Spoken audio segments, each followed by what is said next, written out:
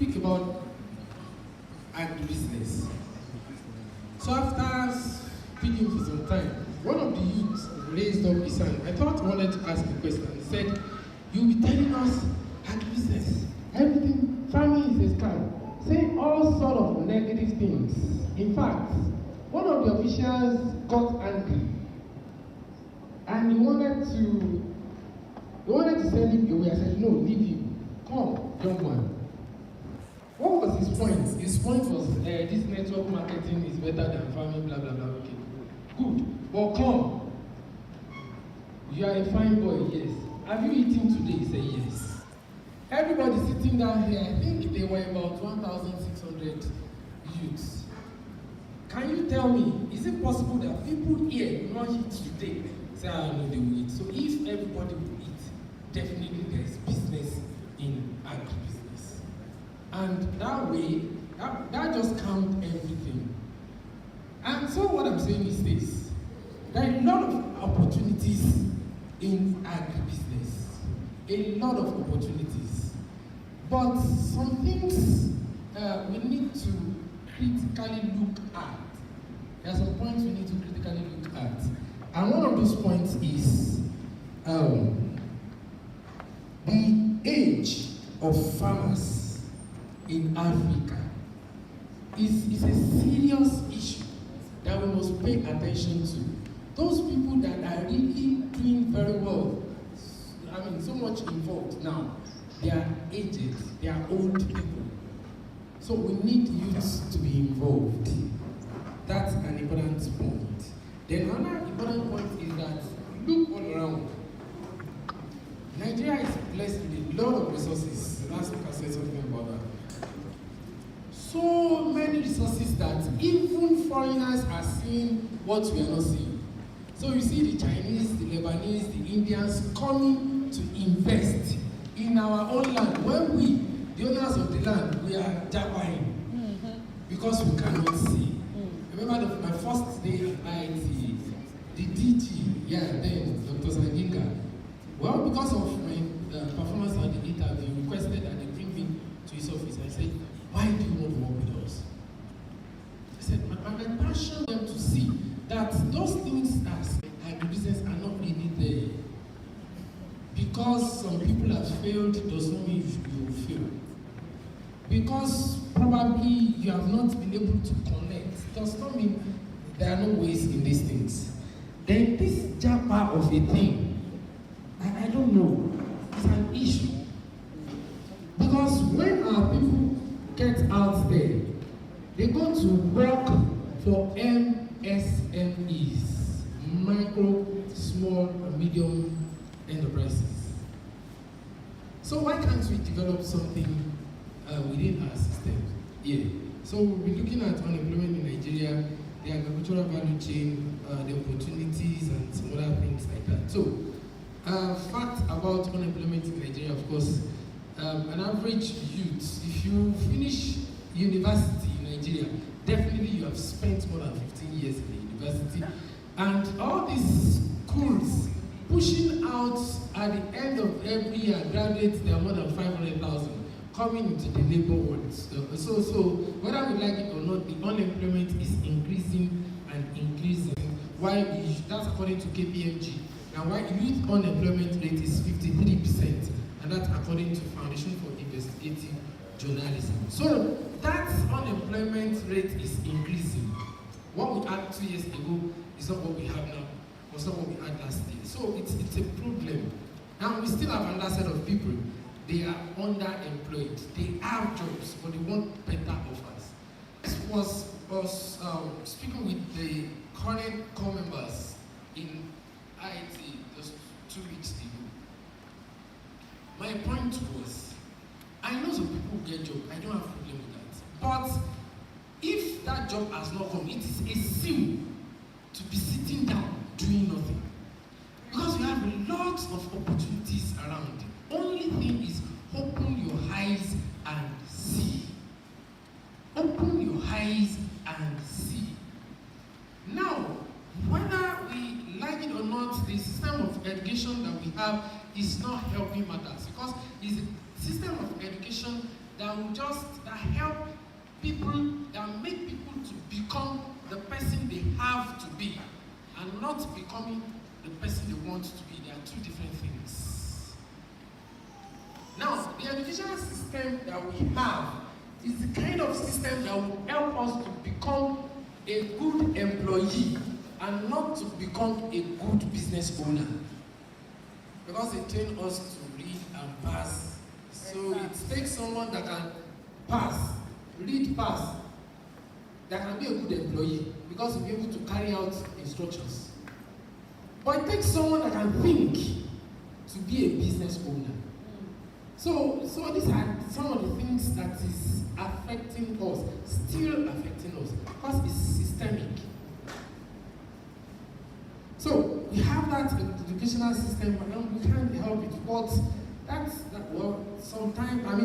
how we have some of these interventions coming this way, so that outside the normal academic world, we have ways to build capacities and stuff like that. So another thing, these are some realities about Nigerian youth. Another thing is that they don't have clear direction in terms. I'm sorry, but these are facts. Because we never had any curriculum that would ask you what's your vision in life. We never had any curriculum that would ask you to write something about mission. We never had any talented teacher or lecturer that would say, no, I've discovered this in you. This is your path. This is your way, and help you develop it. No. So that's why when we graduate and when we see people out there, we have this mindset, this mentality of jumping at the next available opportunity, because it's a survival economy. Just grab on the next thing available instead of thinking about what are the opportunities, looking at what you have within to bring the best out of life. Most times they are surrounded by people who are not entrepreneurial in nature. I was, they invite me for trainings, for speech, for like that. So this particular day after, when I finished, I was going and the guy said, can I join you on the right? Come now. He said, excuse me, why is it that at times when we have planned that I want to do business, you discover that you will not be able to start something. Your dad, what does he do? He's a civil servant. Okay. Your mom is a civil servant. All those 1, 2, 3 uncles you know to civil servants. And when they are not entrepreneurial in nature, they don't have that mindset. When you say you want to start a business, it is strange to them. So they don't connect with what you think you are carrying, what burden. They just water it down. The moment they water it down, you just relax. Until you come to a program like this again, it inspires you again. You want to take another step, and the next person you speak to cannot connect yet. So it keeps, like that. Another thing is this: when idea is given, it is given to you, and others around you may not see it. And when they don't see it, they may not connect with it. It doesn't mean that it cannot work. So, looking for the next available opportunity, and most times they are surrounded by people that cannot see their visions and cannot believe in them. So, they have serious issues when our people, after the NYSC, for those that finish have the first degree and stuff like that, scampering for the jobs that are not available there. You see people doing all sorts of things. You see the kind of lives they face. Fine, it's good. We even have some people that are, trying to fend for themselves because of the peculiarity of the problems that we're facing. So, a lot of effects on us. We have insecurity, we have poverty, we have food crisis, we have migration, and we are losing human capital big time. Now, there's a difference between agriculture and agribusiness. And the difference is simple. Now, the agriculture is the practice, and agribusiness is bringing business into the practice. And we need to emphasize this at all times, because still, to a great extent, many occasions, people are still practicing agriculture and not agribusiness. And how it starts is, the moment you cannot sit down and say, okay, this is what I want to do, this is the cost, this is the expected revenue, and this is possible, profit and stuff like that. I've worked worked with many farmers. I've been in the industry for over a decade. So there was a case, trying to speak to that farmer. He had less than 1 hectare of cocoa farm, 2 wives, and the number of children that he can have. And these are the people that will be complaining that there is no money in farming. And how can there be money? What's the size of the farm? So most times what people do is not to scale. And when the scale is small, it's just not business. So things like that. So talking about agricultural value chain is looking at different activities that are involved at different stages. So when we have to look at agribusiness and looking at the opportunities, we have to start with the agricultural value chain. Now we have the commodities. We look at the value chains. And those value chains are specifically looking at the activities involved at each stage. And this is just a typical value chain. And we have the production, we have transport, storage, processing. Then we have marketing and distribution, stuff like that. Like input, distribution, financial services provision. We have aggregators at different levels. You understand? We have dispel the misconception surrounding agriculture, and we are going to highlight the tremendous potentials it holds for personal growth, economic empowerment, and sustainable development.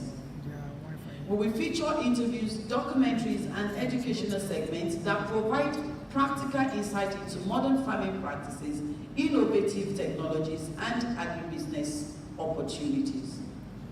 By bringing our WAKE program to radio and television, we aim to capture the attention and interest of the youth and women across the nation. Through captivating storytelling and engaging visuals, we will ignite a passion for agriculture and motivate them to explore the possibilities within the sector.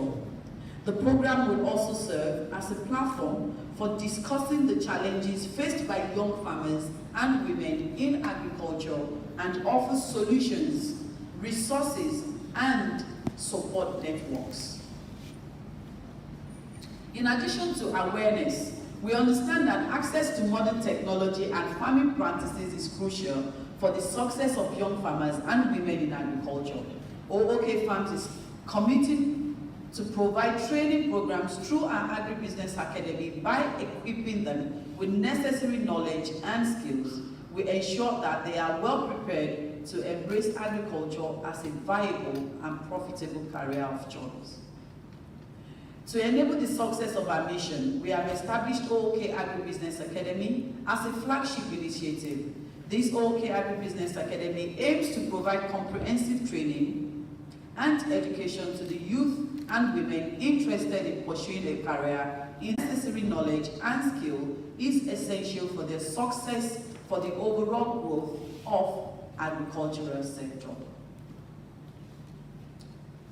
And I'm just, because I'm looking at our time,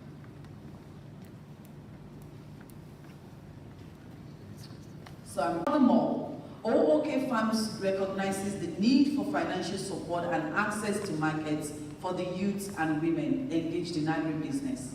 On this note, I get a lot of calls all the time. Please, I've just harvested tomato and they're about getting rotten. Where can I sell them? So we have these sort of challenges as well. We actively collaborate with financial institutions, government agencies like OISADA, and development organizations to create tailored financing solutions in financial barriers and facilitating market access. We enable the youth and women to establish and scale their agricultural enterprises, contributing to their economic independence and overall growth of our nation's agricultural sector. In conclusion, the reasons behind OK Farms' dedication to revolutionizing agribusiness in Nigeria and changing the orientation of the youth and women about agriculture are deeply rooted in our belief in transformative power of agriculture. We envision a future where the youth and women in Nigeria not only view agriculture as a traditional occupation, but as a dynamic and innovative sector that offers them opportunities for personal and national growth. Together, let us inspire the youth and women to embrace agriculture, harness its potentials, and build a prosperous and sustainable future for Nigeria. Thank you all.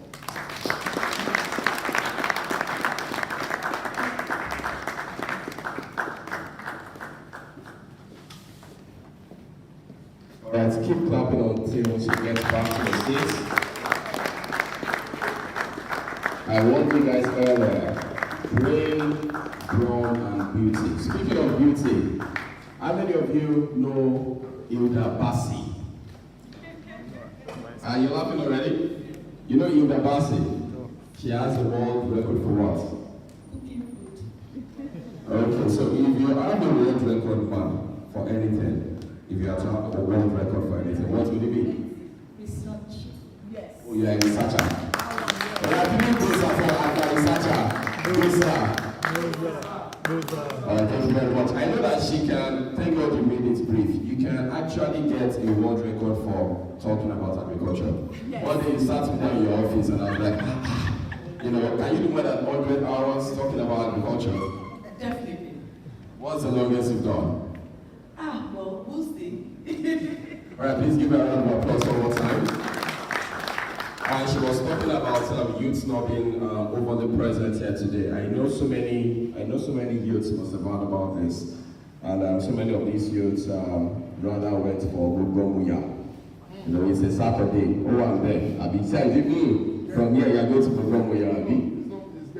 Oh, Benusi. Okay. I said so many youths have heard about this, but they would rather be at Mugomuya. You know what Mugomuya is? Bros, you have experience. Tell us what Mugomuya is. We have different categories. We have Mugomuya, we have Benusi, we have Aten. You don't do. Why does someone like food this much? Alright, but some of these youths, have discovered would rather eat fish or take fish instead of learn how to fish. I think that's what this program is about, putting you in the right path, And speaking of fish right now, I've got a big fish right here. Willing to educate us, share from his experience out there. He's going to be our first speaker for this beautiful event. I would like you to welcome him up here this beautiful, beautiful afternoon with a resounding ovation. I'm talking about Dr. Charles Shirley. He's to talk about business and leadership ethics in the 21st century, focusing on agriculture and agribusiness. Please keep clapping for him. A young doctor. Fresh actors, how many single ladies do we have here? Raise up your hand. Okay, thank you very much.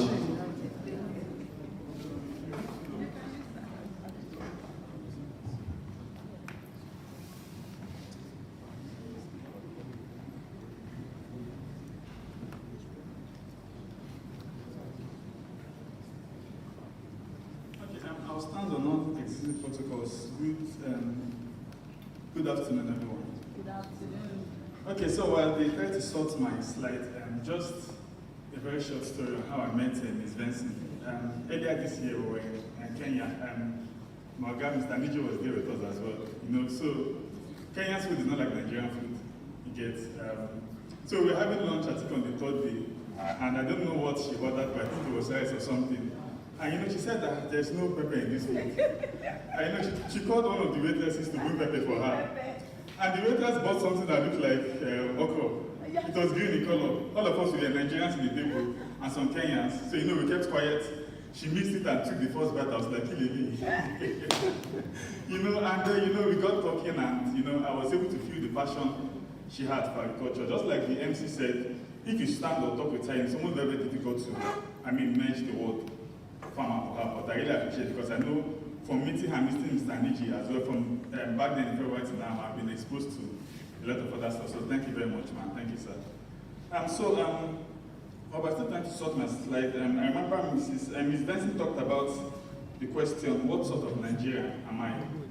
And there's also the question of youth. So if someone usually asks me to describe myself, I would like to say I'm the tech youth, you know, the youth that looks at how do we solve challenges with agriculture using technology. So when someone is probably talking about hectares of land and the likes, the kind of thing that I want to talk about, drone technology, sustainable practices, and the likes.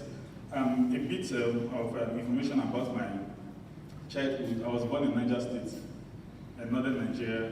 Mine was, I'll probably say my mom was a farmer. So my childhood was, especially when I was on holidays, growing up, we wake up by 4:30 or 5, we take our car to the farm, we wait till the sun comes out a bit, then we'll start farm work. Once it's 7 o'clock, my mom and my younger siblings will go to prepare for school because I was on break then, and myself and my twin brother will walk till like almost 11 or 12. Then because there was no vehicle for us to trek home, so that was basically what childhood was for me. And in my farm, my mom was an entrepreneur, she was a teacher as well, but I could tell you that almost all the food I've eaten in my life, especially if it was cooked from home, we grew them ourselves. So back then in the north, we had access to vast amount of land. If I use that, cassava, from planting the cassava to eating the eba. I know I was involved in all the processes in that. Beans, rice, ugu. My mom was in charge of supplying the whole local government, the ugu vegetable. And then okra, granite, and egusi. There's almost nothing I don't know how to plant. That was how I grew up. So I was a farmer, I was in a farming community. And if you probably feel my hands, it might not be as hard as you might imagine, but then, growing up and then, thank you. So going into school, I decided to study veterinary medicine because, but actually I wanted to be a doctor. So I tried the normal medicine and surgery for the human doctors, it couldn't work out, and then the vet one came. So when you come in Dr. Chad, nobody wants to ask what kind of doctor are you, but at least Dr. Chad didn't know. So yes, and then I finished my master's program at the University of Ibadan. And after then, I was not really interested in, I wanted to solve problems with agriculture, but the point was, how is it going to be different? The vet doctors are going to the field to treat animals, clinics, we have agriculturists in the farm and the likes. What's going to be different? And I kind of stumbled into the company I work with currently, and we are Afromash. But basically, maybe the best way to describe was if you talk of a Jumia for farmers. So the same way you can order your phone and your laptop online and it gets delivered to you, that's what it is at Afromash. You can order almost anything you want. So going to the topic, I'm going to be talking about business and leadership ethics in the 21st century, focusing on agriculture, focusing on the agricultural value chain. And my topic covers some other aspects, but I've looked at the program of events, and I'm sure that Pastor Wanko and his lovely wife, as well as our guy, Mr. Nija, are going to cover aspects of empowering women and youth in the agribusiness aspect. So I'm not really going to waste too much. I think they are better suited to do better justice than myself. So ethics is more like the morals of the profession. Okay, for most of the medical doctors, you talk about the Hippocratic oath, so there's some things you're not allowed to do as a doctor. Okay, for those in the police force, there's something that an average citizen could do, but if you do it in your profession, it's actually wrong. So when we're talking about ethics in agriculture, it's more about the process of making conscious and responsible choices that align with the moral values and principles in the context of agriculture. And let me give us a very short example of how this happens. We're looking at the last point, which is transparent supply chains. So one of the businesses we do is supply of day-old chicks. So we buy day-old chicks from the hatcheries like Agrited and CHI and the likes, and deliver it across Nigeria. I know we had the challenge of, for most of us that are involved in this kind of business, the sorting centers are Olirole most times. You order for Agrited, and then by the time you get it in your farm, you are probably feeling it's not Agrited. Some people order for day-old chick broilers, and after 4 weeks, the birds are growing, or they're looking funny, or they're having the combs, and you're like, what's actually happening? But by the time that's 4 weeks, it's already late, and you can't even start asking for claims and compensation. So those are just some of the challenges we have. People want to make money. And even sometimes, in the course of our business, we discover that some of the major contributors to this particular issue, sometimes you could think of the hatcheries, but they're the ones that produce and they don't want to spoil their business. You could think of the middlemen who also contribute, but found that a bulk aspect of this was actually handled by the drivers. So you could see drivers having cartons of different brands underneath their car seats. One of my aunties bought 2 cartons of day-old for my company, and when the driver stopped at a junction at the Okene for her to pick it up, he told her that if she wanted to buy 2 or 3 more cartons, she could. And she said, okay, what did he do? He opened different cartons. He bought out a fresh carton, They open this carton, take out two, mixed everything together and give it to her. And on average, you can see a carton of BOG is going for between 20 to 25, sometimes as much as 30,000 naira. So imagine a driver without adding any value, just because you trusted it to transport your products, is making as much as 100,000, 200,000 per market day. So at the end of the day, that's what happens that you order for agricultural broilers and then you're seeing cockerel in your farm at the end of the day. So this is actually what affects some of the ethics we have in our business in the context of agriculture. So I'm just going to rush to so I'm going to focus on the technology aspect, and like I said, that is the kind of Nigerian and the kind of farmer I am. How do we use or how do we leverage technology to make agriculture better for everyone?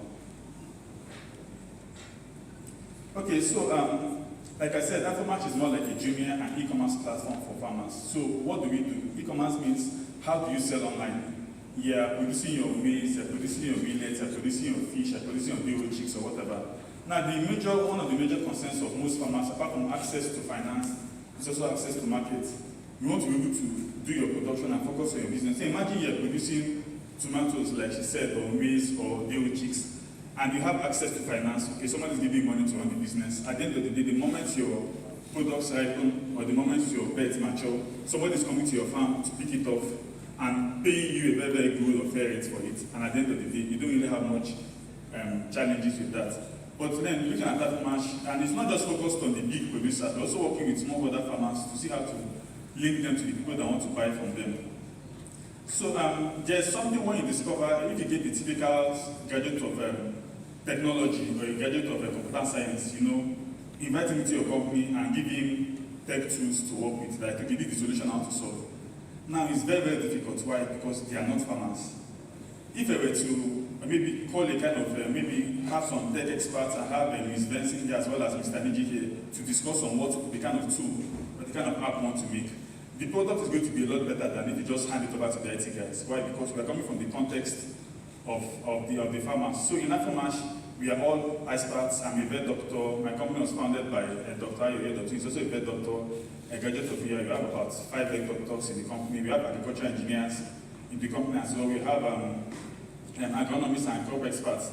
For those of us that order from Jumia, if you want to buy a laptop, you see about 4 or 5, almost 15 different types of laptop. It's not every time you have to call someone to explain, because their model does not really support that. You have to know what you want. So you either want a HP or a Dell. But then we decided to go into input supply. You're a manufacturer, you have a product. Let's say, okay, have their farmers, their gari, their rice, and the likes, and want to sell it on, and they list it on our platform. For we found out that just having access to the products were not enough. Another thing we needed to look at was that a typical farmer does not know, should he go for this variety of maize or this variety of maize? Someone has 2 million and says, money did this BOG's business, let me go into it. I want to buy broilers. Now there are different kinds of broilers for different purposes. There are those that are hardy, there are some of the broilers, there is the breed of the broilers and the local breeds. There are the local, different types. This person has money. Making the products available was not just enough. And this is actually how we can leverage on technology. We needed to be able to give extension services or give advice to farmers. How do we do that? Now we decided to now have experts in the team. So, and I'm not just talking about my company. Most other agri-tech or tech-enabled companies focus on the aspect whereby you get the experts in the team. Now in Afromatch, because the moment the customer calls us and says, hello, good morning, nice to meet you, and all those kind of things, you say, what do you need to have? How many of your service? I say, I want to buy maize. Or you mention anything crop related. Now, most companies have customer service agents. What is the criteria for hiring customer service? Someone that looks good and can speak good English. But in the context of my company, we decided to hire professionals in the agricultural space that could speak good English and also look good as well. So you're having experts in the customer service. So you're a farmer, you want to plant your maize or whatever, and you make, or the moment you can categorize you as a crop farmer, you're speaking to the agronomists or the crop experts. You say, okay, I want to buy the feeding machine for processing, and speaking to the agriculture engineer, who are in the customer service as well. You want to buy BO chicks, or you want to buy cattle or swine or whatever it is, as long as it's livestock, you're speaking to the veterinary doctors. So this is that using technology, we have to now marry not just input supply, but also the access to information. That means instead of people looking for the kind of vet doctor that comes to your farm or an expert to come to your farm, you can actually reach them to the telephone. And then I'm talking in general terms. Sometimes because of our business, you have money for me, you have funds for your business, you have an idea. and then decide to go into the field and deploy that idea. And sometimes you learn one or two things that don't necessarily fit into the original business model that you had. So some years ago, and not just my company, some other companies felt, okay, we are digital, but then agriculture in Nigeria, most of the people are actually the smallholder farmers. What challenge do they have? It's not all of them that have access to the Android phone. That means if you are talking of www.something.com, it's probably those that have an iPhone or Android phone that can access that. So we found out that we're not even getting access to some customers. The guys in Bayelsa, in Kebbi State, in the bush, they need this item. They're probably using rope and buckets to fetch water from well. No, there are better solar options or better pneumatic options available. They didn't have access to that. So we now found out that okay, not only was the fact that they needed better equipment for access to inputs, they also needed access to digital advice. But we now found out that also, because we were digital, we were not meeting some set of customers. The typical customers that have the maybe Nokia 3310 or do not even have access to technology in some remote areas. So what did we do? We decided to work with, collaborate with other organizations, and then we got funding and decided to bring in the field agents and the USSD. That means if you do not have access to this phone before, you couldn't buy from not just Akumat, but from other e-commerce platforms. So now they're leading to USSD. That means just like your MTN, you do star 222 star something hash, and it takes you to the website. Okay, see with your normal 3310, then you see, what you want to buy. Is it crops? Is it livestock? Is it equipment? You click on livestock. Next, it takes you to point of lay, day-old chicks, goats, and swines. You click on press one, takes you to day-old chicks. Another day-old chicks, you can see different brands, and click on it. The next thing, it asks your location. Say okay, you're in Ibadan, and then it automatically calculates the distance between. Let's say you're in Lagos, for example. Calculate the distance between Ibadan where we're shipping it from to Lagos, and at the end of the day, just from your Android phone, you're having access to your total amount that you're supposed to pay. 50,000, 60,000, and you make the transfer, and in 2, 3, 4 days, the products get to you. So, because of the fact that we started a business, so a business was started with a particular model for your Android phone, if you do not have access to the data technology per se, you can use the GSM, USSD to access that, but then we still face another challenge. Some customers or some farmers were not literate enough. They did not have access. Even if they had access to phones, there was no power to be able to power the phones off. So we now looked into the point of collaborating with some extension-based businesses that how can we manage technology and the field agents. So what do we do? Most of the field agents usually go to the field based on the knowledge they have in their head. And they have access. They have some challenges that they cannot help the customers address. So we now said, let us link technology with these field agents. Get some agents in different parts of the country, train them on how to use the USSD or the Android phone, and help them generate sales. Keep it on commission basis. So the field agents talks more like the same way the POS businesses are helping the banks. The banks cannot be everywhere. Back then, if there was a Naira swap or whatever, everybody would have to queue up at the bank. But now, because we have POS agents around, there's enough money to go around. So, what I'm trying to say is that for farmers or Nigerians like myself, whenever any problem comes up in agriculture, the context of what we're thinking about is how do we leverage on technology. I watched a video somewhere in Kenya where they're talking about, I'm sure most of us have heard what they call precision agriculture. They're talking about cases whereby they use drones, the same drones people like himself used to, make videos at events and the like. They packed behavior or higher capacity drones, and probably put a keg inside it and mix their pesticides. So, sometimes they're talking about maybe insecurity in the country, some remote areas and the like, you can't have access to it. And there are farmers there that need access to some of the things we have. So in this video I saw in Kenya, the drones could actually take these pesticides to different areas, to different farms in remote areas. And someone is monitoring it from a laptop or a system. And when it gets to that page, we decide, okay, this is a large farm. Let us apply the pesticides to just part A of the farm. And the first level of drones spray the first one, second one, third one. Nobody is there, it's being monitored. I've also seen a case whereby a drone technology used the same drone, they put a kind of device on it that had like 2 sharp fingers. So it goes close to the plants, starts as it's looking at the plants, somebody is taking the video, looking at it. Once you see maybe there are diseased plants, maybe some plants have some discoloration, or there's some insects in the farm, these drones have been capacitated to probably capture some of the insects or cut out some of the leaves and bring it back to the lab. I'm talking of something that somebody can be here in Ibadan, monitoring something happening at Isheyin or Bomosho, different parts of the country. And so these are smarter areas of technology that have cut across whether it's supply chain or the challenges with logistics and the likes. And then probably rounding up on this aspect, I was at an event, make agriculture sustainable for some farmers, and they brought just similar to this. both people from academia, people from pressure groups, from the NGOs, from the government and the likes. You know, there are some of the FA, from the United Nations representatives from Rome. We were in a room like this and they sat down and like, okay, let's discuss. And what happened was that the government people were firing the private sector. Private sector were telling government you neglected us. The academia were talking about funding, and it seemed like everybody was ready to fight. And you know, when I observed the room, I found out that it seemed the only person or the only people interested in making this work were actually the visitors from outside. The white guys that, they're coming from home, everything is actually a bit stable, it's not their business. But if things are not working out well here for us, it can actually affect them in the long run. So we're in Nigeria here, they're bringing a solution for us, and we're fighting back and forth. I've been in about 4 or 5 events. I was even in one about 2 weeks ago, sponsored by the USID, and it was still the same thing. When we got different groups like this, that's when the private sectors or the cooperatives remember that government, when they owe us money, when I not settle us. I know the government are like, you guys are not serious, you don't have papers, and the banks are like, you guys, there's money, you guys are not using it. And at the end of the day, there are too many issues. And sometimes when they come to this kind of discussion, the issues are there. For those of us that did, I think those of us that did economics and agriculture, back in primary school, why I passed agriculture was that the answers were basically the same. What are the challenges of agriculture in Nigeria? Poor transport network, lack of funding, lack of infrastructure development. The same thing I did to pass, my younger brother did the same thing to pass. Probably when I had a family or Ms. children, when they're writing the exams or whatever, it's still the same thing. So what I will pick out about these things today or tomorrow or next year, these issues are naturally going to be there. So it's actually better that I'll focus more on the solutions. So looking at this aspect from the context of my experience and my business, we used to assume that the major challenge of agriculture or farmers was that there was no money. Okay, you talk about lack of funds. But from my experience, and then my company tried to go into this, we found out that most of these financial institutions, in fact, people like NISA Bank of Agriculture, they have funds earmarked for agriculture already. I was talking to a member of the bank and he said they gave him a target to give out 25 billion naira within, I think that was late after COVID, 2020. And he scored low, or he kind of failed in that question because he was able to deploy less than 50% of that.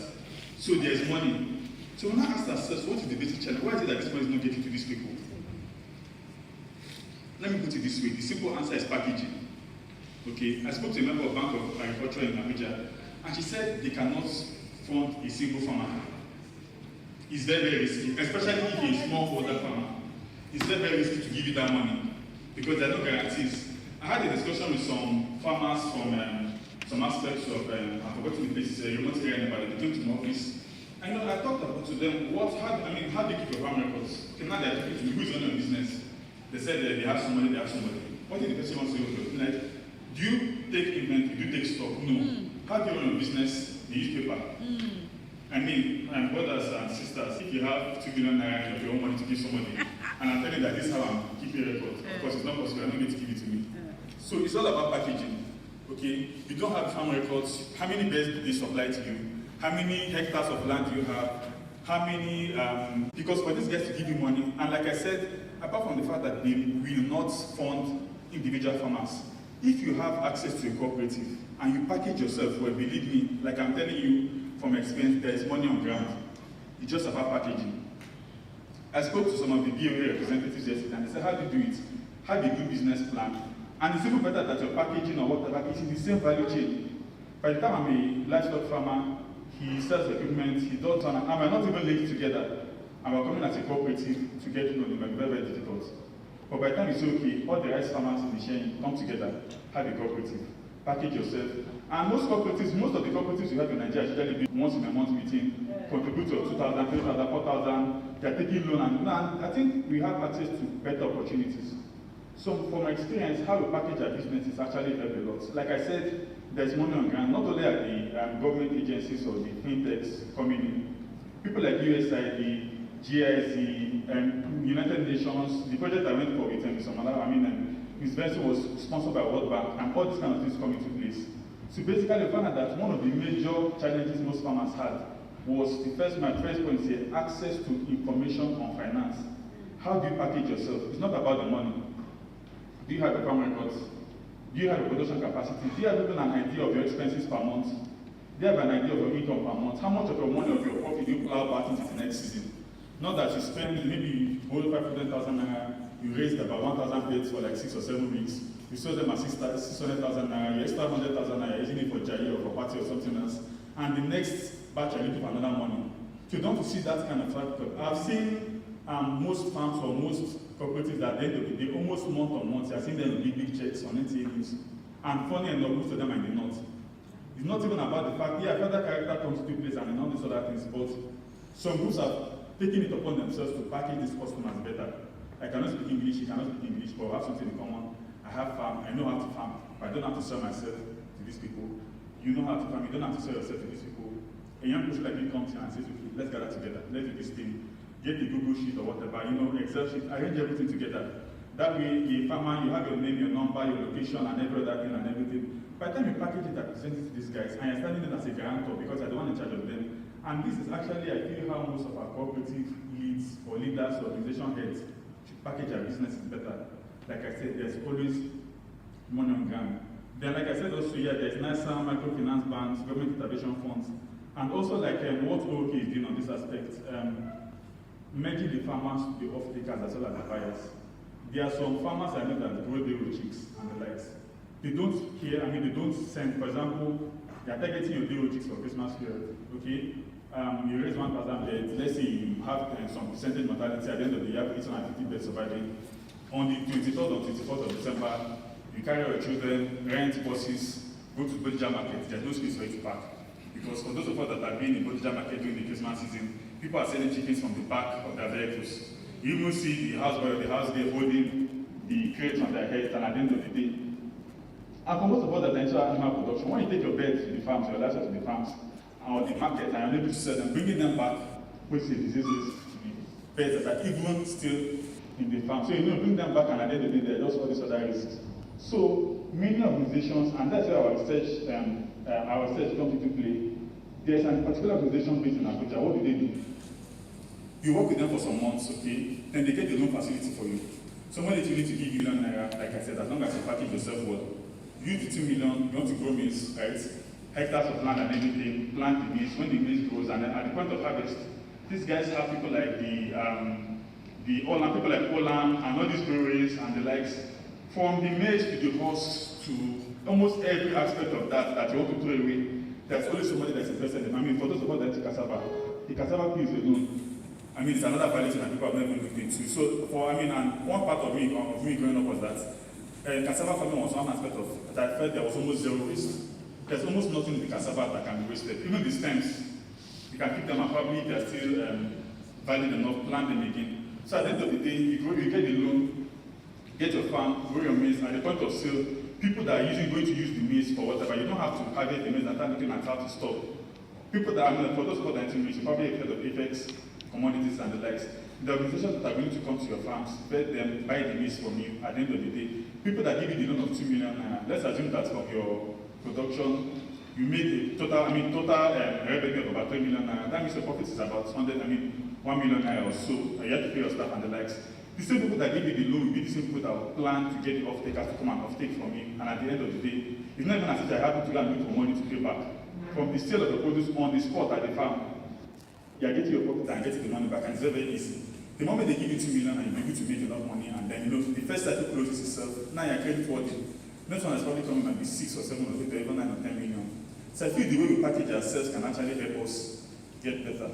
So in conclusion, I hope I'm not taking much of our time, but like I said, we've been doing farming. My grand or great grandparents, my ancestors are farmers, my grandparents are farmers, my mom is a farmer, she still farms it today. And like the kind of story I shared earlier, back then, it was just a family thing. We had large farms, I mean, we were not using hectares and acres back then. Is that farms were big as football fields and the likes. But at the end of the day, now my mom is still a farmer, but also is mechanized already. We have large farms in the north. So instead of her taking her children or her grandchildren per se to the farm, she stays from her house, calls Jamie or calls James. She needs this farm plow or whatever. Big plans for the tractor, the cooperatives are available, and then there are people that are willing to loan tractors to cooperatives. Today or tomorrow is at dawn, get the tractors come to the farm and do all those kind of things. So instead of being physically involved in the farm, you now run the farm smartly. And I believe that for us as farmers and all of us here, it's actually important that there are young companies like my company, Farm Cardi, Vet Connect, and there are different companies that are looking at how they can use technology to leverage all these things. And one particular aspect those of us that are used to social media, you see young people like myself wear your fine black t-shirts, and next thing you're holding a big check of $2 million, $2 million, snappy picture, and then next week another people, and ask yourself that, look at these here, we are that thing. These are slow boys, their hands are probably very, very fresh, they've not done anything. They're coming to the same agriculture we've been doing for years, and then, US government is funding them 2 or 3 million naira. Instead of us to even have issues with these people, believe me, and this is a privileged information, these guys have some solutions to some of the major problems we're experiencing. All you need to do is probably find out who are those that the business models are aligned together, meet them and discuss. In particular, like I said, you might not have all the access to everything you need, but a smart or a tech-inclined young person can actually help us package ourselves better, present to us to the government and institutions, and then the money keeps flowing. So I hope with these few words of mine, I'll be able to just address some of the major challenges we'll be having. Thank you very much, everyone. Thank you. Please clap. I hope you all learned one or two things this beautiful afternoon. And just so as to stretch our bodies, please, can we all spell Oyo together? You know how to spell Oyo? Please, can we go together? Oh. No, you have to also act. Why? Is this your why? Why? Stretch your hand. Come on, let's stretch it. Why? Stretch it very well. Stretch it. Then the last one. Give yourselves a round of applause. Something I've also summarized from the last speaker is that being a farmer guarantees you a good standard of living. Yes, there's a very good standard of living. Speaking of standard of living, there is a song for it. But the kind of public school that you and I went to just calls the song. And you remember the song? Instead of standard living, is returned into what? Standard living. So we are going to sing the song together, and we are going to say, I'm a farmer in my country. Are you ready? Only for those that went to school. Oh, okay, everyone went to school. So are you ready to sing along with me? Yeah, let's go. Come on, 1, 2, go. Make it louder. I'm your choir boy. I can't hear anything from you. German. Okay. Everybody know me swear. If you look me up and down, you will see that it's true. Give yourselves a round of applause. Farmers are looking good now. Forget to look at the farmer up and down right now. And you are going to say, yes, this is true. This is a true farmer, making a lot of money for farming. And someone who's looking good this beautiful afternoon, and he does not bear any other title like Oloye or Doctor or Mr. No. The title he has is Farmer, and it's going to be the main speaker. I'm sorry we are cutting. We're actually bringing this forward because it's got so many things to attend to on the farm and beyond. We'd like to have the main speaker deliver his lecture this beautiful afternoon. He's a farmer, as I said earlier. Please, with a very, very, very warm resounding applause, please. You can even stand if you want to. Please welcome farmer Kola Adoniji to talk about the direction of the youth and global opportunities in agriculture and agribusiness industry in Nigeria. Standard living. So Barack, I mean, it's fine.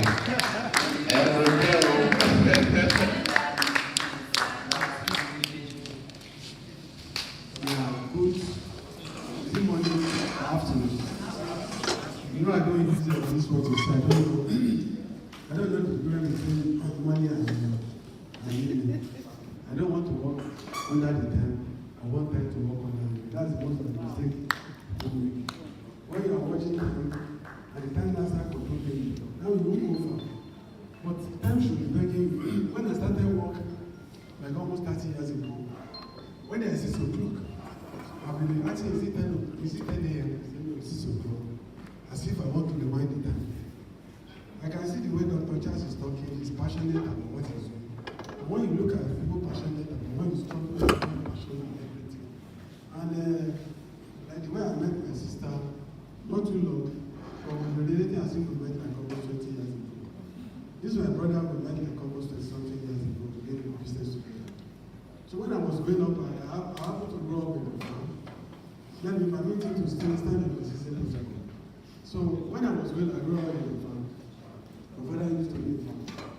You know that time when we have long holidays, almost 3 months, and you have to leave and you have to go to the farm, at times you eat morning food at the farm. And when you are going to the farm, during the rainy season, you know they won't cut all the pathways. Before you get to the farm, you are already soaked. So, and you are already soaked, and they won't even beat you, you just go straight to the farm. And the kind of our farm is that we don't even have where to stay. You just enter the farm to work. When you want to eat, you eat under the trees. And when you finish it again, you go back to the farm. When you leave farm, maybe when it's a little bit that, what we need accommodation. So that time I was saying, this farming is a punishment. Never in my life, I will never do this kind of farming in my life. I was just praying that nothing will take me to farming. Because we look at some people are doing 35 words per minute. Do you know the meaning of 35 words per minute? 35 words per minute, yes, you know it. All this, like someone said, okay, I think Oshun, they don't train us on how to discover ourselves. The kind of training given to us was how to work for people. And that's what has been our mentality, and we've forgotten that farming is the way to go. So, let me go back to the business. So, if I can do farming, or I can be in Nigeria and make it, so all the youth, so you have a better chance to make it. So, redirecting the youth and women to the opportunities in agriculture and agribusiness. You know, agriculture is different, agribusiness is different. But majorly what we do in our training school is that we don't train people as a farmer again, we train you as a service provider. When we are training people as a farmer, that means it's like you are training someone as a doctor. Under the doctor, you have how many sectors. That is same thing as farming. So we have to break it into different sectors. So to say, okay, you want to be a farmer, you don't need to understand everything. You don't need to know how to be able to pick a particular service along the value chain and specialize on it. So we realize that being a farmer, you have a lot of intermittent hours. And sometimes that you don't work and you are going to be eating. That's the problem. Let me explain. When you go to farm in the morning, some farm takes almost like 2 or 3 hours to get to the farm. Because before you get to farm, you are tired. You are exhausted. Then by the time you walk, from 10 o'clock, by 12, the sun is already set. So you want to rest. So you only work active hour is just 2 hours. And you want to compare yourself, how many oldies that will sleep for almost 8 hours. You have to justify your base. So luckily enough, what you have been able to do on the farm is that you are able to work just for 2 hours on the farm. So because farmers, they don't have any challenges. Okay, like me now, I need to go to maybe Canada for a day. When I need to go to UK with pastors. So nobody will tell you how to work more and make money because of fund there. But farmers, they don't have any challenges. They go to work, they come back by 6 o'clock and bed. And because we don't extend the active hour on the farm, does not make even the youth who grew up in the rural area to be challenged. But if you increase the active hour, when you come back from the farm at 6 o'clock, you are still going to regret till around 11 o'clock. You have light, you have everything, you have everything working and everything, you have to do one beer, eat pepper soup. So activities now goes right. I keep on telling people don't know what makes a Dubai difference from other countries and what gives them that growth. Because the money that's supposed to enter one-day business is entering almost in Nigeria that's supposed to enter one-day business. It's entering almost a 5-day business in Nigeria. The reason why you wake up in the morning, you go to office or you go to a shop, you open shop around. If the time when I'm shop where I want to know environmental. So you open that time. So by almost 2 o'clock or even 4 o'clock, want to pass shop until morning. But when you get to by 6 o'clock, shop wants to see you. And when you even touch down from your plane by 8 o'clock in the evening, you can still do shopping that's supposed to do in following day till around 1 o'clock. In the night, yes. So they've been able to extend the active hours to almost 24 hours. That's why you saw the development in that way. So money is supposed to be entering your value. And and money is supposed to be changing hands. But in Nigeria, I'm sorry, it's only 20% that are working. The remaining 80% are living on 20%. That's why we cannot grow unless we change our mindset. For us to grow in Nigeria is difficult for us. The so-called rich people and the so-called people you are celebrating, what's the source of their income? What is the source of their income? So how do you want the youth not to perform? But the youth, you don't need to look at that because you have your own life. Everything is going to be changed. Because we are making money from service industries. We cannot grow. If you don't produce, if you don't research, if you don't develop, you won't grow. Someone will do something, you put your own cost on it, you want to sell, you put your own cost on it. So someone that is supposed to pay like almost 10 naira, it has ended almost 25 naira. But they want devaluing our naira ourselves. I was part of the team that went to DRC or Nigerian Business Council meeting. From there, I went to Togo. I led some youth to Togo to go and to do exploration of all those things. When I get to Togo, I realized that even their currency is even more better than Nigeria. They are just 550 to $1, and one is almost 750 to $1. And let me tell you, I work in all African countries. They are looking at Nigeria, they are looking at us. I mean, the other time we were in Kenya together, both the Kenya woman, both the Kenya man, they say, we don't know why Nigeria is the heart of Africa. Or just looking, say, how many Nigerians are international business here? You dominated all the districts. You said we dominated almost everything. Even the lady in Kenya was telling Madam Oki that if I want to come back next time to this life, I want to come back as a Nigerian man. Yeah. Yeah, guys. Someone said, please look for a Nigerian man for me. So They were this. yeah, everyone so all of They were us telling me to look for husband for them. So you look at when we go to different African countries, we are still looking at us, but we don't look at ourselves. So let me go back to my slide. So my business was like almost 32 years ago. So what I was doing then was you have to be passionate about what you are doing, and you need to create a system to solve problems. Now people look for money. You don't look for problem, you look for problem. When you solve problem, people pay for it. What you are in business. But if you don't identify the problem you are going to solve, that is one that you of that is money they are looking at. When I started my business with all those multinationals in 1991, at times when I go to UAC, I will ask UAC, where are the parts that you cannot get locally? It's difficult for you to bring in from abroad. Let me see it. I'll go to Guinness, I'll go to Cadbury, I'll go to all the multinationals and ask them. So there was nothing like an email, nothing like a telephone that they can order for immediately, all those things. So they have to send fax and everything. At times, when any machine breaks down under USC, it takes like almost another 4 months. But we can have some local materials to fix it up and get it stopped. That's what I was doing. I was looking for solution, not just a solution that cannot be done by other people. That's what I like to do. Because if we try to invest and do something that cannot be done by other people, you'll be able to monopolize it for a period of time before you drop it. And when you do that one, you don't celebrate your success, and that's the mistake a lot of people do. So when they make a landmark or they start celebrating, instead of getting to go to and doing something better with what they are doing, that's why they keep on celebrating. Before they know it, the event has overtaken over to them, and they are the back. It's like running and because you are in the front and before you look back, so those are the things that mistakes that you did. So when the youth makes their first money, they hit it like this. They start looking for land that want to do it. And land is not an achievement. House is not an achievement, let me tell you. Someone working in VI, instead for him to rent a house very close to VI, Sango,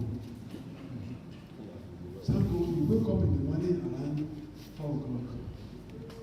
So he has already been on the way around 4 o'clock going to VI. When they close around here around 4 o'clock, you will still stay here because of traffic till around 6. By the time you get to it, gets to around 11, 12. So actively, he's not even resting at all. But if you have gotten that money and that manage, if you stay very close to your distance for work, wake up in the morning, so between 30 minutes you get to work. So be able to think on other things. That's why some people, they grow older at this age because of the stress they have given themselves. So, enough of that. So, I was born years back. This is history. Let's go. This is me when I started business. So if I can make it this way, you can make it. This is me almost 32 years ago. That's 1981. You can see that pot. I was inside the Donald. Donald was that bag you are seeing. He said, that's mobile workshop. All my veneer caliper, all my toolbox, all those measuring tools, tape and everything, micrometer was in there. What I normally do is when I meet with the engineer, I ask the parts that have been damaging and you will not be able to replace. Let me see that they now bring it out. I won't take it, I'll sit down with it, I take the measurement, details and everything. Or there will be only one part that I put it inside the machine, I'll bring it out, I'll take the details and everything. Immediately I leave, I will not go home straight. I will now go to a rented workshop. You know our equipment are cost. Lathe machine, milling machine, the engineering tools are too cost. So I will now go to a rented workshop. So from there, maybe I'll get to that place around 6 o'clock. Those people will close around 7. So I will not take over the workshop from that time till morning. I will not. So I will first around 4 o'clock. I will quickly go to my house. I mean, I get to house around 5 o'clock. I will shower a bit, I have like 2 hours because I got 12 o'clock. Before they go on break. But if I allow them to go on break, that means I have to wait till after the break. So I'm allowed to do and I get to. So immediately you give them that works. It's working. So when it's working, you now start negotiating price. So that's it. So that's what. So when you want to do farming, you don't need to just pick a particular service along the value chain. If it's planting operation, you know how to plant. That's what. If it's knapsack that you can buy, everything is less than almost 50,000 naira. Yeah, big money. And that's what we train you how to do. We manage it for other farmers. You can now realize that each day you can make almost 5,000 naira. And when you go for 30 days, that's 150,000. Who can pay 150,000? And you're working on your own times. Not that you can go to the farm where you need to go. The another thing is that you need to study the maturity of the breed. It's because of the limitations we have in the past. When our father does not have any processing equipment to process. So that's what we see. That's why the crops that before will be spending. Before I'm not supposed to be spending. No. But we're not used to it. When we eat food and we have to sit down and watch it. So we turn it to less food. Even all those garri that you saw with all those granules and everything, if they have it, it's supposed to be uniform. Our yam that you saw now, this yam is a waste. You know why it's a waste? Yam is not supposed to be bigger. My mother in the house with yam business. When you buy this yam, you won't finish it in a day, you come out of it. By the time you come back, what happens with the other one? So why do our researchers need to develop yam? So we need to go for the yam seed and the mini seed. So our yam does not really big too much. Around 1 kg or 500 grams, that's the level at which you need to go into. So those are all those things we are looking at this, and that's what some of the youth can pick and do. So we start on making foods that we really want to see and change the mentality of food. When we started processing food, like almost, I think I started at BCG, Oshogo, like almost 20-something years ago. So people say, are you packaging for export? I say, why? They say, because of the packaging. I say, with Nigeria, we know. They know you're putting it inside. I say, also, we can't eat it. So I have to develop a data crier.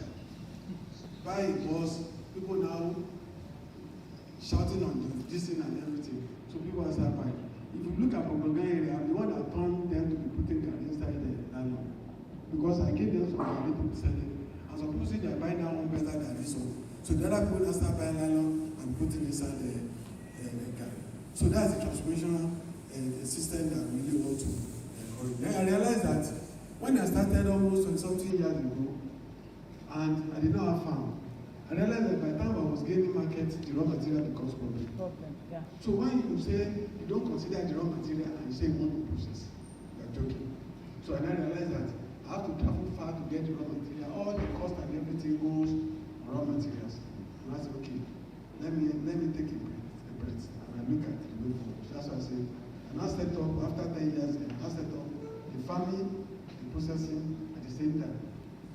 Because if I'm processing too, the farmers, I believe that they don't know what they are doing. So when the demand goes up, they increase the cost. And you cannot increase your cost on the market everything. So that's part of it. So when we started, we realized that we don't really have good tractors. Most of the tractors are cloned, and most of the people selling tractors want to make their money, and they don't even care about what kind of tractor they sell to farmer. That's why you say farmer buy tractor and it's not paying back. So how to work on that we can get good tractors and bring in next case. Then I realized that most of the things I've been doing, we need to put it and document it for people to see. That's why I set up NESA. This is also something agriculture. But before you do anything, you need to make an informed start. Don't assume knowledge. In Agric, never assume knowledge. If you assume knowledge, you're going to fail. And that's why you see a lot of people failing. And the very day I saw this my sister, the way she was so passionate about farming, I don't even know why he's even getting some of the funding he's using. Because he's using the energy I was using almost 20 years ago. I think, and like he said to Madam Yagamia, we normally call Madam Yagamia, because when I knew her, Oga was still in Gambia together. So I think years back. So she was so passionate about agriculture, commodity, and some other things. So that's one of the people that they just want to see the Nigeria to the next level. So we have a little hotel. That one is just use it to hospitality view. I don't want to borrow money. I want to get my business to billions. How do I do it? I need to create a soft landing, which is the business is good, but it's not challenging. I mean, I don't like anything that is not challenging. So hospitality, I have the first eateries in Oshu, and the first nightclub in Oshu Street, the first with public pools, the pool and everything, and garden, so that you can, you know, so ripples. So any little money I gather from here, I take it to the farm. Any little money I gather from engineering, I take it to the farm to develop a business, because I don't want to start borrowing money. And that's why I tell a lot of youth, when you want to develop business, loan is not the best thing to do. You say, we should say, well, no, what happens? The bankers are interested in this.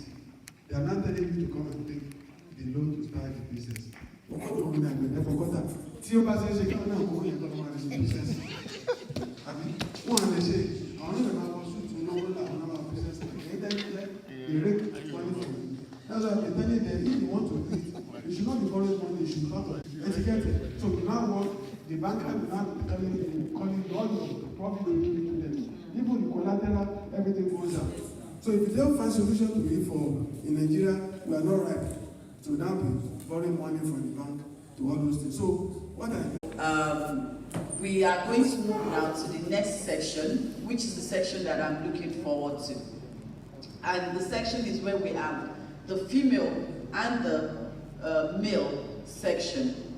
A lot of women from our cooperative, outside our cooperative, in our various farms, and especially the younger generation, you know, they've come to me to say, oh, they want to go into farming, but they don't know how to merge that with being a mother or being a wife.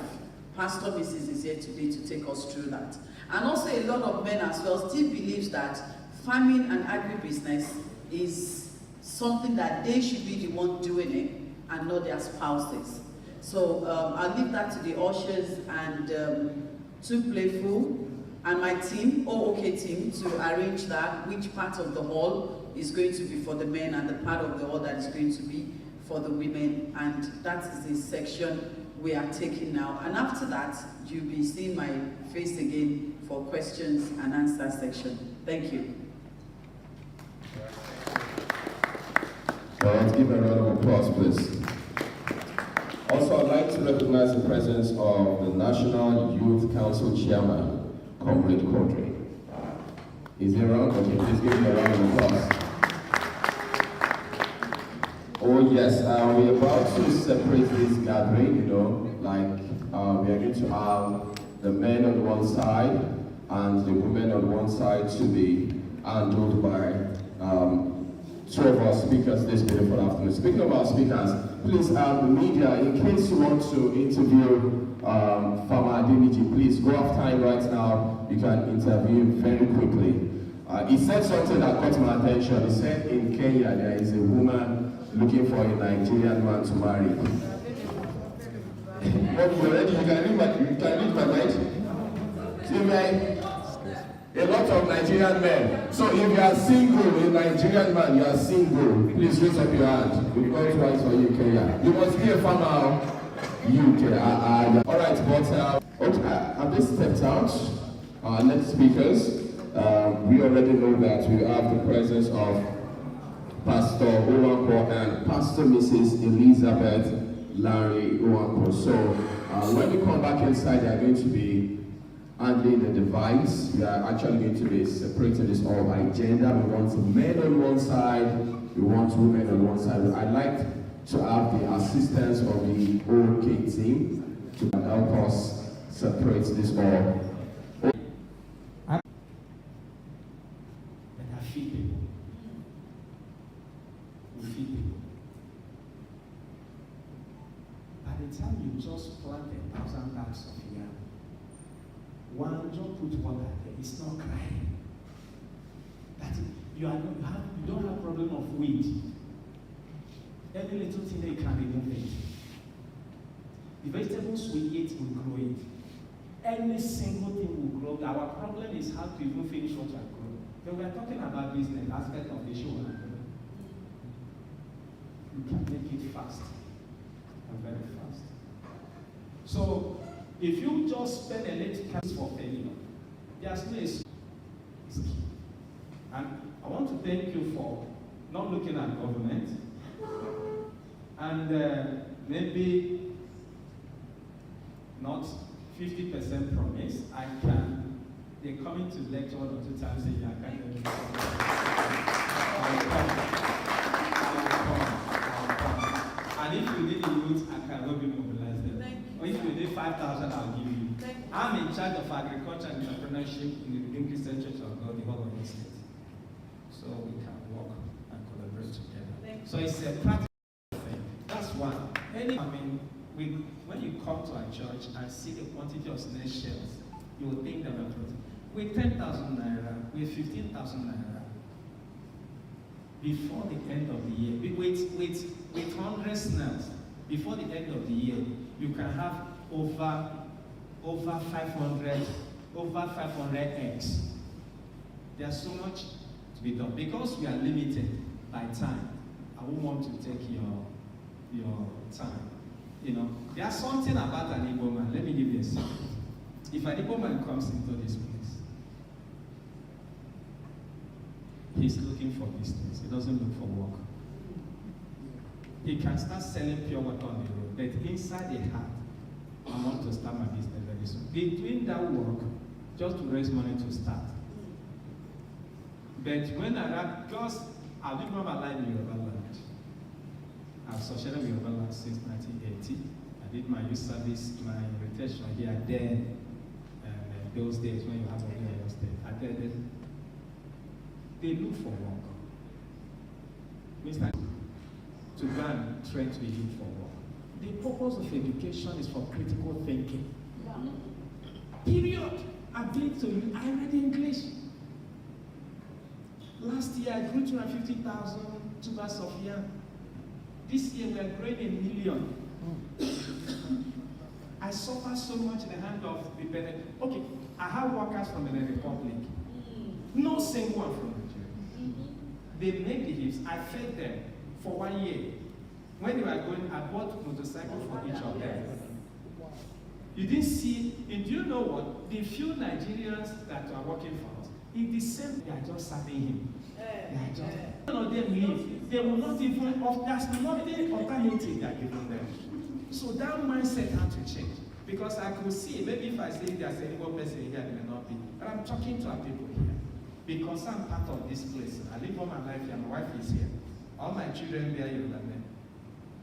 That mindset has to change.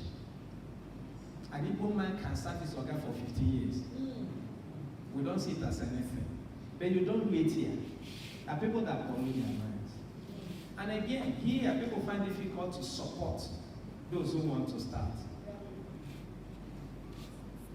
In Igbo land, you are not in competition with anybody. It's a joy to say, this person has settled him to start business. But the opposite is the case here.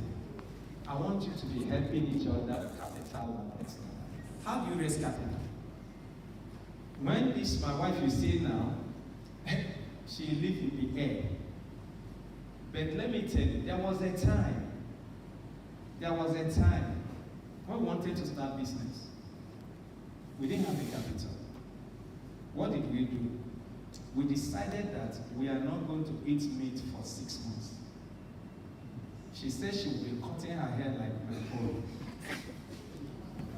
I said, and as at that time, I want to believe that she has, then we are young in marriage. She had only about 3 or 4 that we had. One of them was tall like this. I said, why not throw this one away? He said, are you not the one that will say, remove your cloth? And I said, do you know what? We saved the money for her to buy the first laptop. Later at the point when God has helped us, people said, Daddy, just allow mommy to be flying all over the world. I said, you don't know her story. You don't know her story. And I want to tell you that so long as you have a good family set, we are not in competition with anyone. When we reduced Oakland Best, I had 60%. But I removed my eyes from Oakland Best. And she's in charge of Oakland Best. She had the majority, she had 98, I don't care. 71. I don't care. It's only a man that is incompetent that feels threatened. Don't be threatened by the success of a woman.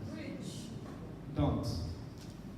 They manage things. They are good managers. They can manage. I cannot cook soup, maybe with 10,000. My wife can cook soup with 5,000. And it will taste better than the one I cook with 40,000. So let's give them that privilege to rise. Don't be threatened by the rising of a woman. I'm telling you honestly. So she will take over. During question and time, I will tell you how to raise funds. Or maybe I just say, if you want to raise money here, write 20 people. Don't go to bank, as Niji said. If you are somebody of character, list, depending on what you want, if to give you. And I can give you 50, I can give you 30. List 10 people that you know that are in a position to give you 50,000. Go and share your dreams with them. Don't go to a man for everything that you need. Distribute it. By the time you go after going around for that 20 people, 10 will give you. Go and start with it and show dedication. Tell them I'll be accountable. I will tell you how I'm spending it. In fact, show a template how you're going to use the money. And build trust. Because the foundation of every relationship is trust. If you cannot be trusted, then forget it. So she will continue with the plan. There's another thing, I will take it.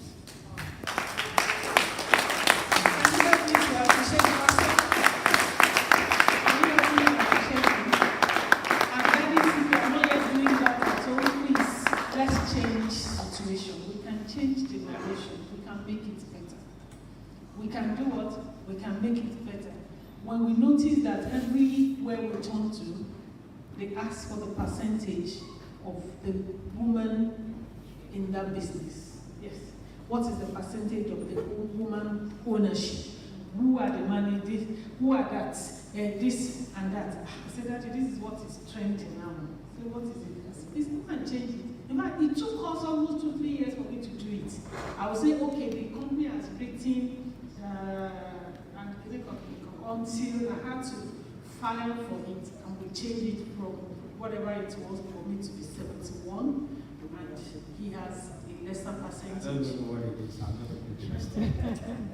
Anyway, to cut the long story short, I'm sure we have all learned from the lessons, and it's always easier to learn more from those lessons and to let us know there is more that we can all do together as daddies and mommies in the house and the society.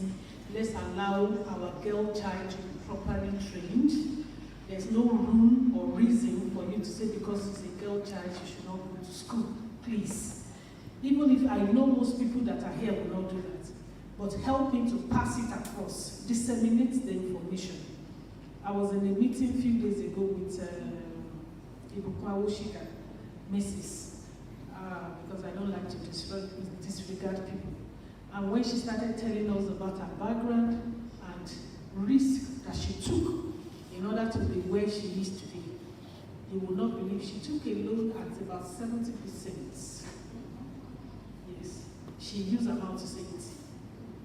And by the time she finished the contract and everything, she has been paying for how long? At the last point, she still had like 900,000 from the million naira she took. That's to tell you how bad the story is. I did the same. I did 60%. So we have record, yes. There are, when you meet women that are really women, we have that. I don't want to use negative words, but the easiest way for Yoruba or anybody to interpret is there is a level of madness in you that it will be difficult for an ordinary person to understand. And she used the word some days ago as insane. That's the word she used, and truly that is the word. It will look insane to you, some things I do. It will be. It will look insane for a woman to go and take a 1 million naira at 70% 35 years ago.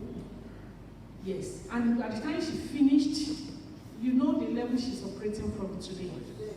So when you see people who want to go far, there is that something in them that is propelling them. It's not food, and it is not physical cash. For me, one of the things that excites me, like they asked, is research. I don't have so much, but I pump in money into it. And I'm sure she too, she read, I'm sure you can do as little you can do in your corner. Let's do whatever we can do in our corner to affect other people around us.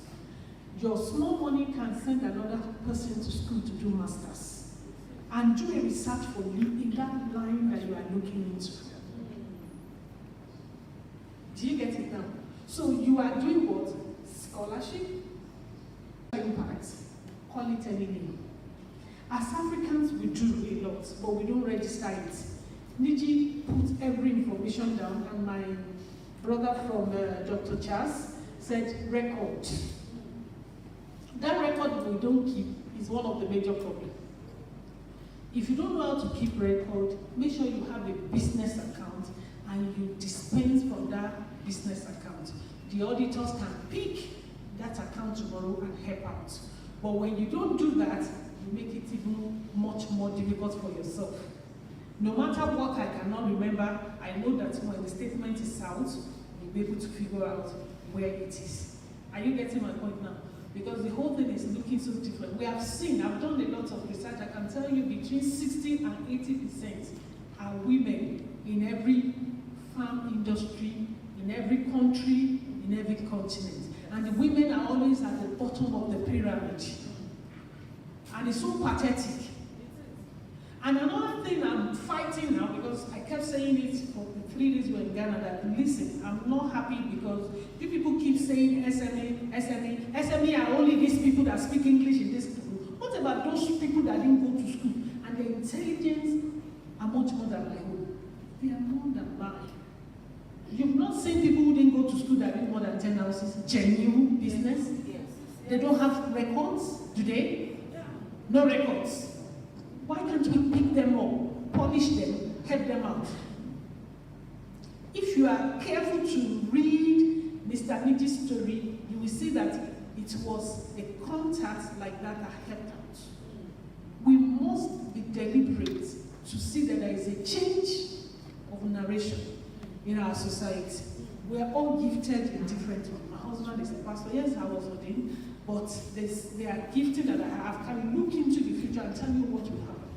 When I started preaching in the church that we are going to go into cashless situation more than 5 years back, I will stand at the altar and I will say at offering time that this offering that you people are doing, one day will come. Nobody will collect this cash from your hand. It sounds like a prophet of the doom. Where have you come from? How can you say we will not collect offering again in church? Are we not facing it now? Is it not the same? Yes. It is. That's the way God works with me. I can tell you, most things they will ask me, I must have prepared it. Something will just happen. Did you, are you? I say, yes, I just did. I have the record, and I will show it. And we are all gifted in one way or the other. I'm serious about it. In 1998 in Gambia, God said to me that He has not left any nation without resources to sustain it.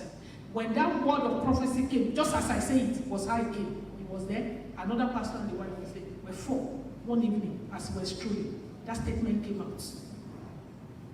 And they all look around. The other couple said, there's nothing in Gambia, we're going back to Nigeria. I said, I'm not going anywhere because God has said He has not left any community without some things to sustain. And you know what? In the same place she's talking, I grew food there.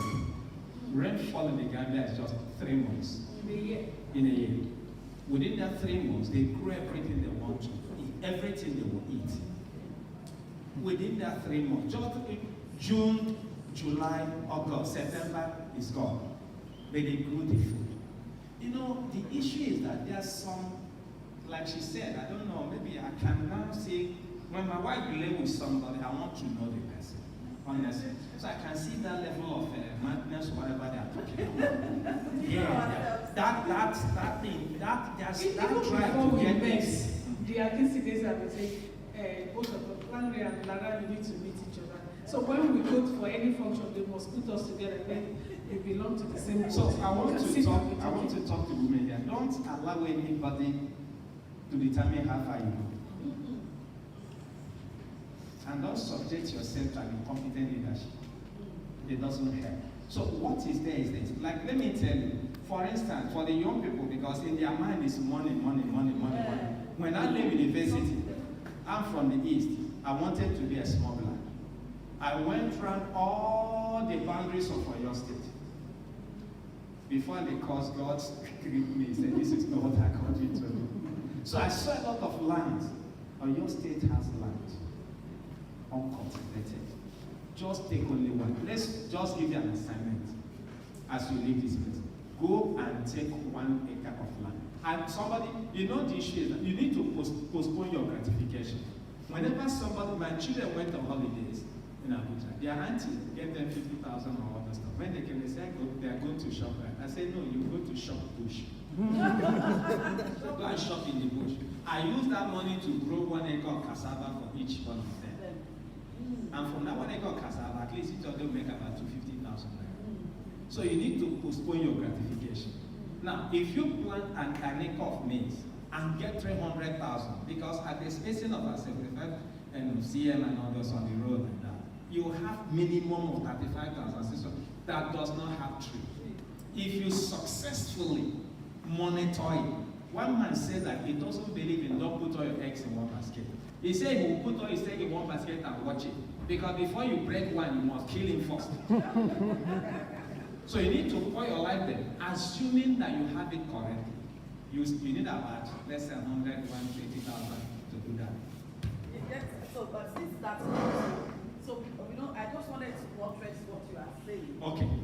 Based on what we are doing. Yes. You know, you are just gave an analysis on 1 acre of farmland, and you've given the figures out and all of that. So what we are doing with, when we're having testimonial from people that attended last year, and Pastor came up to speak, is that maybe you help them do the analysis as well. For every student that has gone through our agribusiness course, which thanks to OISADA is now 25,000 naira, you know that that is nothing. So for every student that has been trained, or that will still be trained on how to cultivate maize, we are even leasing the lands out to them for free for a season. Wow. So you could help speak on that. Yes. Thank you. Now, what I'm saying is, like, if I live here now, and then you wouldn't know, yesterday I went to buy my knapsack. All my workers, I have my own, because I noticed I'm a woman. So I had to go and get my own knapsack to do. Assume you have that 35,600 stations, and you sell it at 2029. You can imagine what you have. Now, assuming that you go a step further, there's a point. I don't know who was talking. I don't know whether you or him that talks about packaging. You, packaging, yeah. I saw a brother. Asked him, what do you do? He said he's into fast food. So one day I saw him under a tree. Do you know what it was? It was frying akara. But they call it fast food. Yeah, it's not fast food. It's fast food. So assuming now a bag of charcoal from where we can is about less than 10,000. You just take 2 women, put them under, and they supply them that maize. There is no maize you buy in Nigeria now that you buy 59. You plan it. You have to plan it. As your mess is coming out, you've already recruited women that will do it for you. And you're supplying their selling, you're supplying their selling, you're supplying their selling. You make, from that, you can make up to 1.5 million from that 1 acre of land. So this is practical. I don't believe in someone theory. I don't believe in it. Go take me to your farm. If you come, it's in my phone now. Okay, so it should be there. I will show you the yam I harvested within the church circle.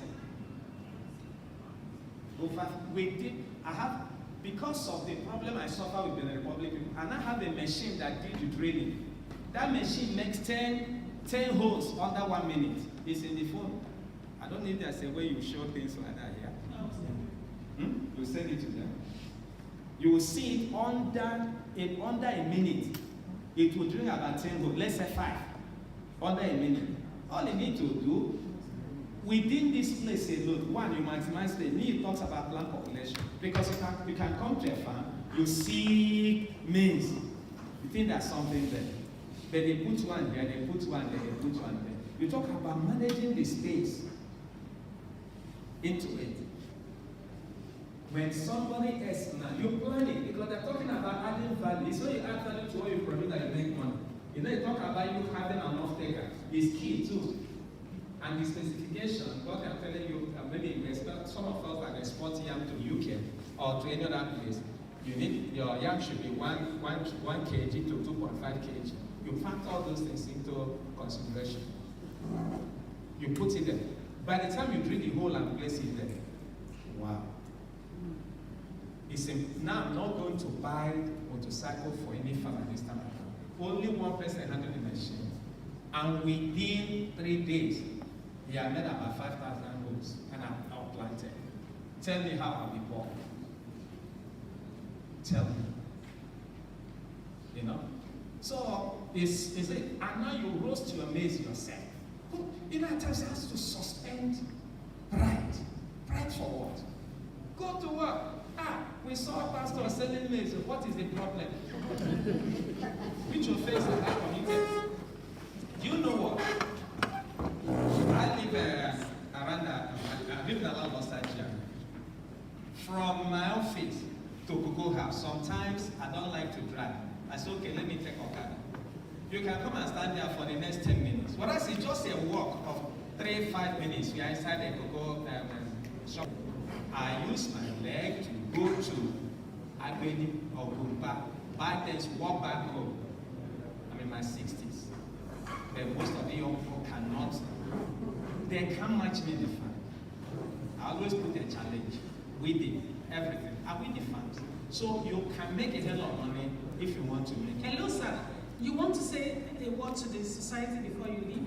We can give you a few minutes. Yes, please. That's the right thing to do, sir. Maybe encouragement. Yes, sir.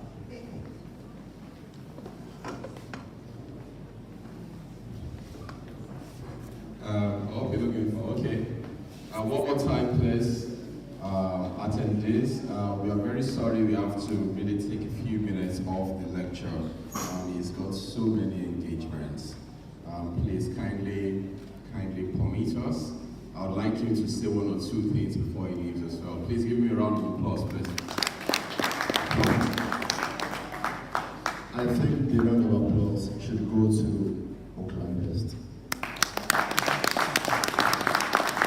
Because what is good here is nothing but leadership.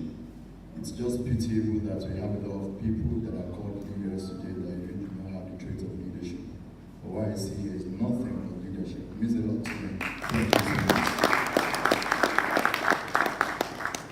Good afternoon, ladies and gentlemen. Up youth. I know that my youth would understand how to respond. So learn from them. Up youth. And say action. Action. Maybe you have not eaten, Abby.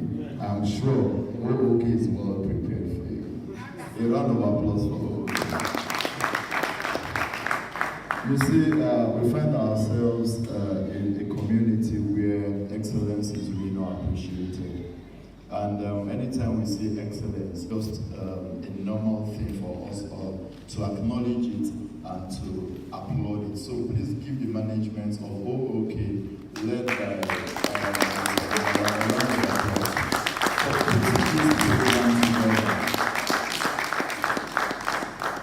we are going to see organizations that want to do stuff like this. If the government has not given them a dime, they will not do it because they will believe that it's the government that is supposed to do it. And I usually say something that as much as we continually wait on the government to do everything for us, then we will realize that we will not achieve anything. Because government isn't an island. Government, of course, is powerful and strong, but government without the people is nothing. So for OOK to have done this, I appreciate you. Well done. And I pray that you have more grace to your elbow to do more. And to the best of our ability, we'll support you. I'm speaking on behalf of Osada. He took the burden off himself. So when the time is right, when you're here, I'm sure we're going to talk more about it. You see, when our pastor, our man of God started talking, I'm like, there's no how you will not be shining. See how everywhere is shining. See how your head is shining. You are eating fresh food every day. You are eating fresh food every day. And you're not saying that you are shining. And you see, the wife too, you see that they are complimentary. You know, after 7, what's the next figure? Eh? Some of you men, what you're looking for is figure 8 in a woman. If you have not seen figure 8, you have not seen a woman. Let me tell you, there are some women out there, a lot of them out there that you are looking at today, that what they have is that figure 8. What is in their head is nothing. And you will see this figure 0. And you will see that eventually when they get to their house, the money that you give to them, that's even if they know how to make their money. And some know how to make their money actually. The money that they make and the one that you give to them, they will only invest it in maintaining their figure 8. Not to maintain your family, not to maintain your children. And you will see that eventually when they give you children, you will not get the best of children they should have given to you because they invest more in their body beautification rather than their mental beautification. Ladies and gentlemen, not even ladies, I want to be sentimental. Gentlemen, young men, you need to understand that when you are building your future, please look into that future carefully and get the best kind of woman into that future. It is very, very key because no one knows how long we're going to be on this planet Earth. People would say, you, Kazim, you're a socialite, you're an outgoer. How would you go and marry in Malama? And I'll be like, because this is my life when you see. I can be a socialite, but the most paramount in my life is my religion. That's number one. And how I want to see my children in the nearest future really matters a lot to me. Because I don't know how long I'm going to live in this life, even though I pray for long life, and I pray for all of us too. But it's very, very easy. What I'm just trying to say before delving into what I'm talking about, but me, I've started giving my own lecture anyway, is that you have served as a great example, not just to me, but to all of us today, whereby a man is complimenting the woman, and the woman is complimenting the man. Even with the way they talk here, when the man wants to come in, the woman gets, she just gets meals automatically. And when she wants to come in, Babat will get meals automatically. There is no touching, there is no yes or there is no show, but there is no calm down. There is no exhibition kind of nonsensical thing you see a local, family exhibit in the house. So, you know what it means? It means there is this intrinsic communication, understanding between the both of you. It is very, very paramount. You understand your family. So please go for the best for you because I know you want I know you know what is good for you, right? We will always be here to advise you anyway. And of course, I'm sure all these people you see here, that's why you have representatives of the Agency for Youth Development.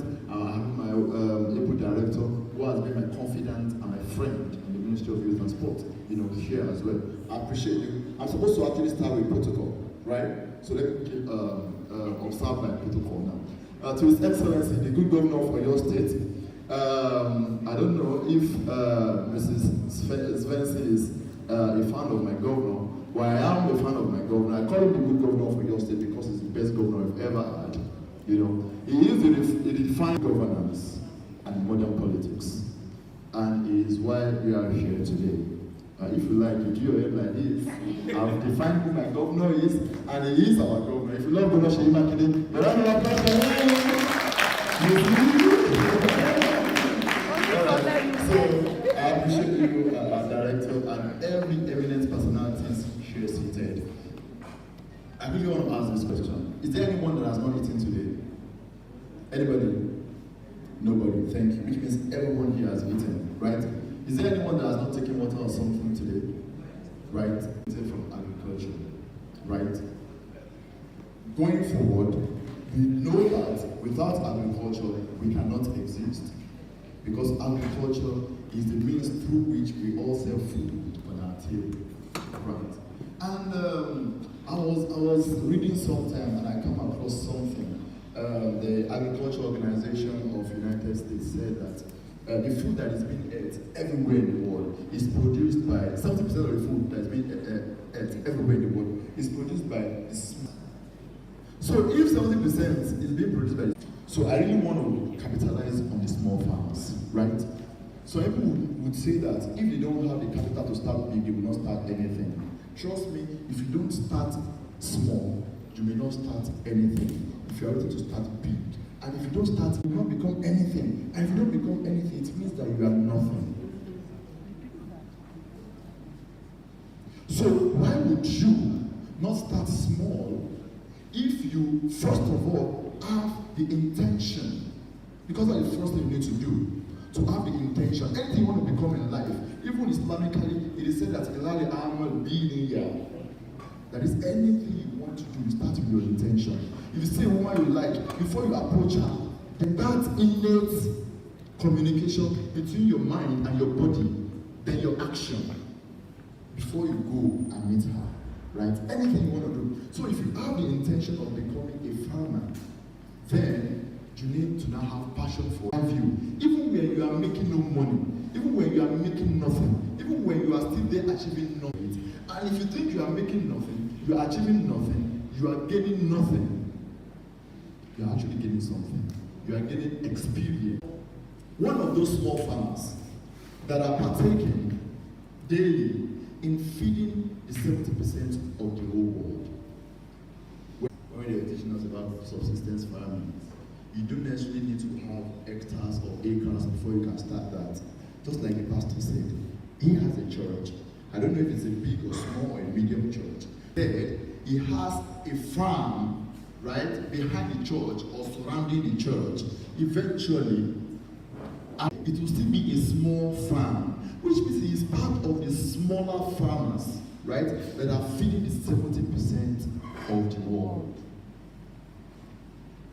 So, the things you grow, or let me say the crops you grow, let me be a bit professional, on a daily basis, would go in bringing us out of destitution. Would go, we all are going around looking for a job, white-collar job that will paying us 20, 30, 40 or 50,000. Looking for a job, white-collar job that will paying us 20, 30, 40 or 50,000 as the case may be every month. It's the same way we decide to delve.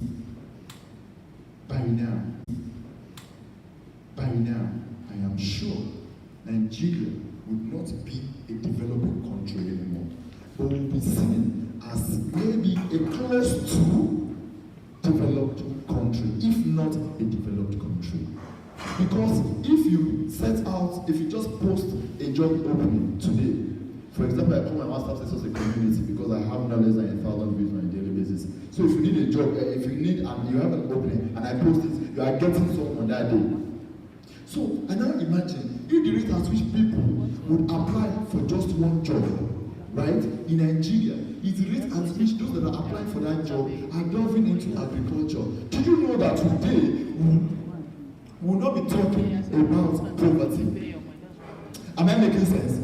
We will not be talking about poverty because there was this data, I cannot tell if it is right or wrong, but Nigeria, 5,000 applicants will apply for jobs, and maybe the same, each and every one of us, we have a residence where we stay, right? If we are practicing subsistence agriculture behind our house, I am sure 5,000 people would not apply for one job. Because Yoruba says, which means that if you can feed yourself maybe twice, when I was a bachelor, I usually eat once daily because I know what I was targeting. And it's not as if I was wretched. That you are not poor, right? And if you can feed yourself, you can reduce rate of emigration. Which means that we are going to be having more population in Nigeria. And if you have more population in Nigeria, it means that we have more workforce in Nigeria. If you have more workforce in Nigeria, we are going to be having more youthful exuberance channeled positively in Nigeria. And when we have that in Nigeria, it means that we are going to be recording more initiatives in Nigeria. If we record more initiatives in Nigeria, Nigeria will be a force to the other countries of the world to reckon with. And that is why we have China the way China is. China is the way it is today because of its population. The advantageous possession today is nothing but its population. And that is why they are the giant of the world economically today. So when we talk about agribusiness simply means the business, I know they must have told you today, it means the business of agric. And why do I really love business? Is because that is what I studied in the university. I have a first class in business administration. I have a master's in... Sorry, sir. Can we have that taking down the noise? No problem. Do you understand? Do you understand? I have a first class in business administration. Master's in business administration. I have my certificate with me. I have not for once gone around to tender it for any job. Do you know why? Because there's something called value. Value is very, very key. Yes, sir. That thing that you possess, that you say, that made you say that you studied English language and you are not a lecturer today of English. You are not a teacher of English. You are not using your English. You are coming out to express yourself in the most understandable manner. That's the best thing that your English has given to you, right? I usually say it that, succeed of your class of intellect, which is the same thing that you say. And me, first class here, I'm not breaking over any. First class money, so here. Anyway, any university, when you meet the first class, they are going to retain you as a lecturer. And when I was approached to be retained as a lecturer, I looked at the person that approached me first of all. And this car will drive, I cannot drive it. So I looked at those that are well respected at the faculty level. They brought one car. I'm like, what?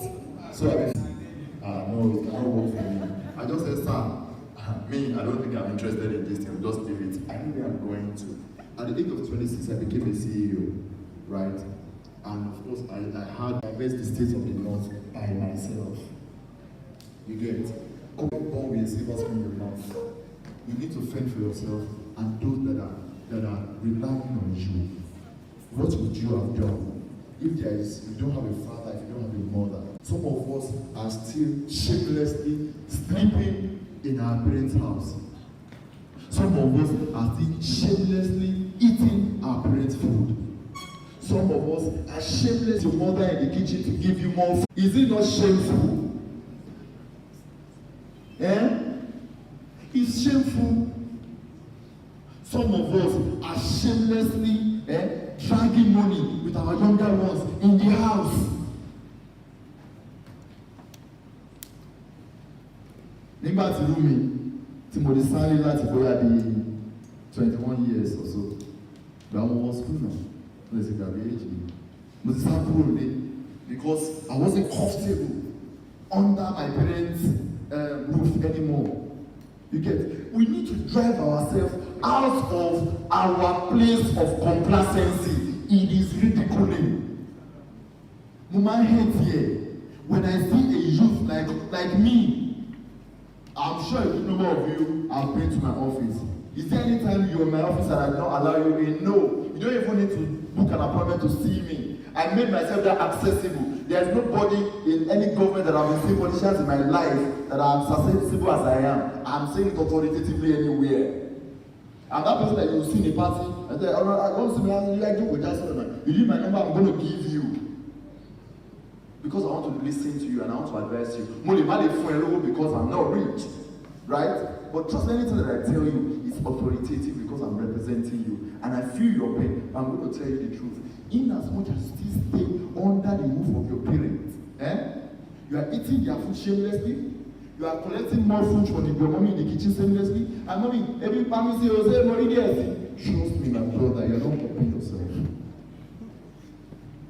You need to go out and get yourself challenged and charged, because that is the only way you can become that which you are expected to be.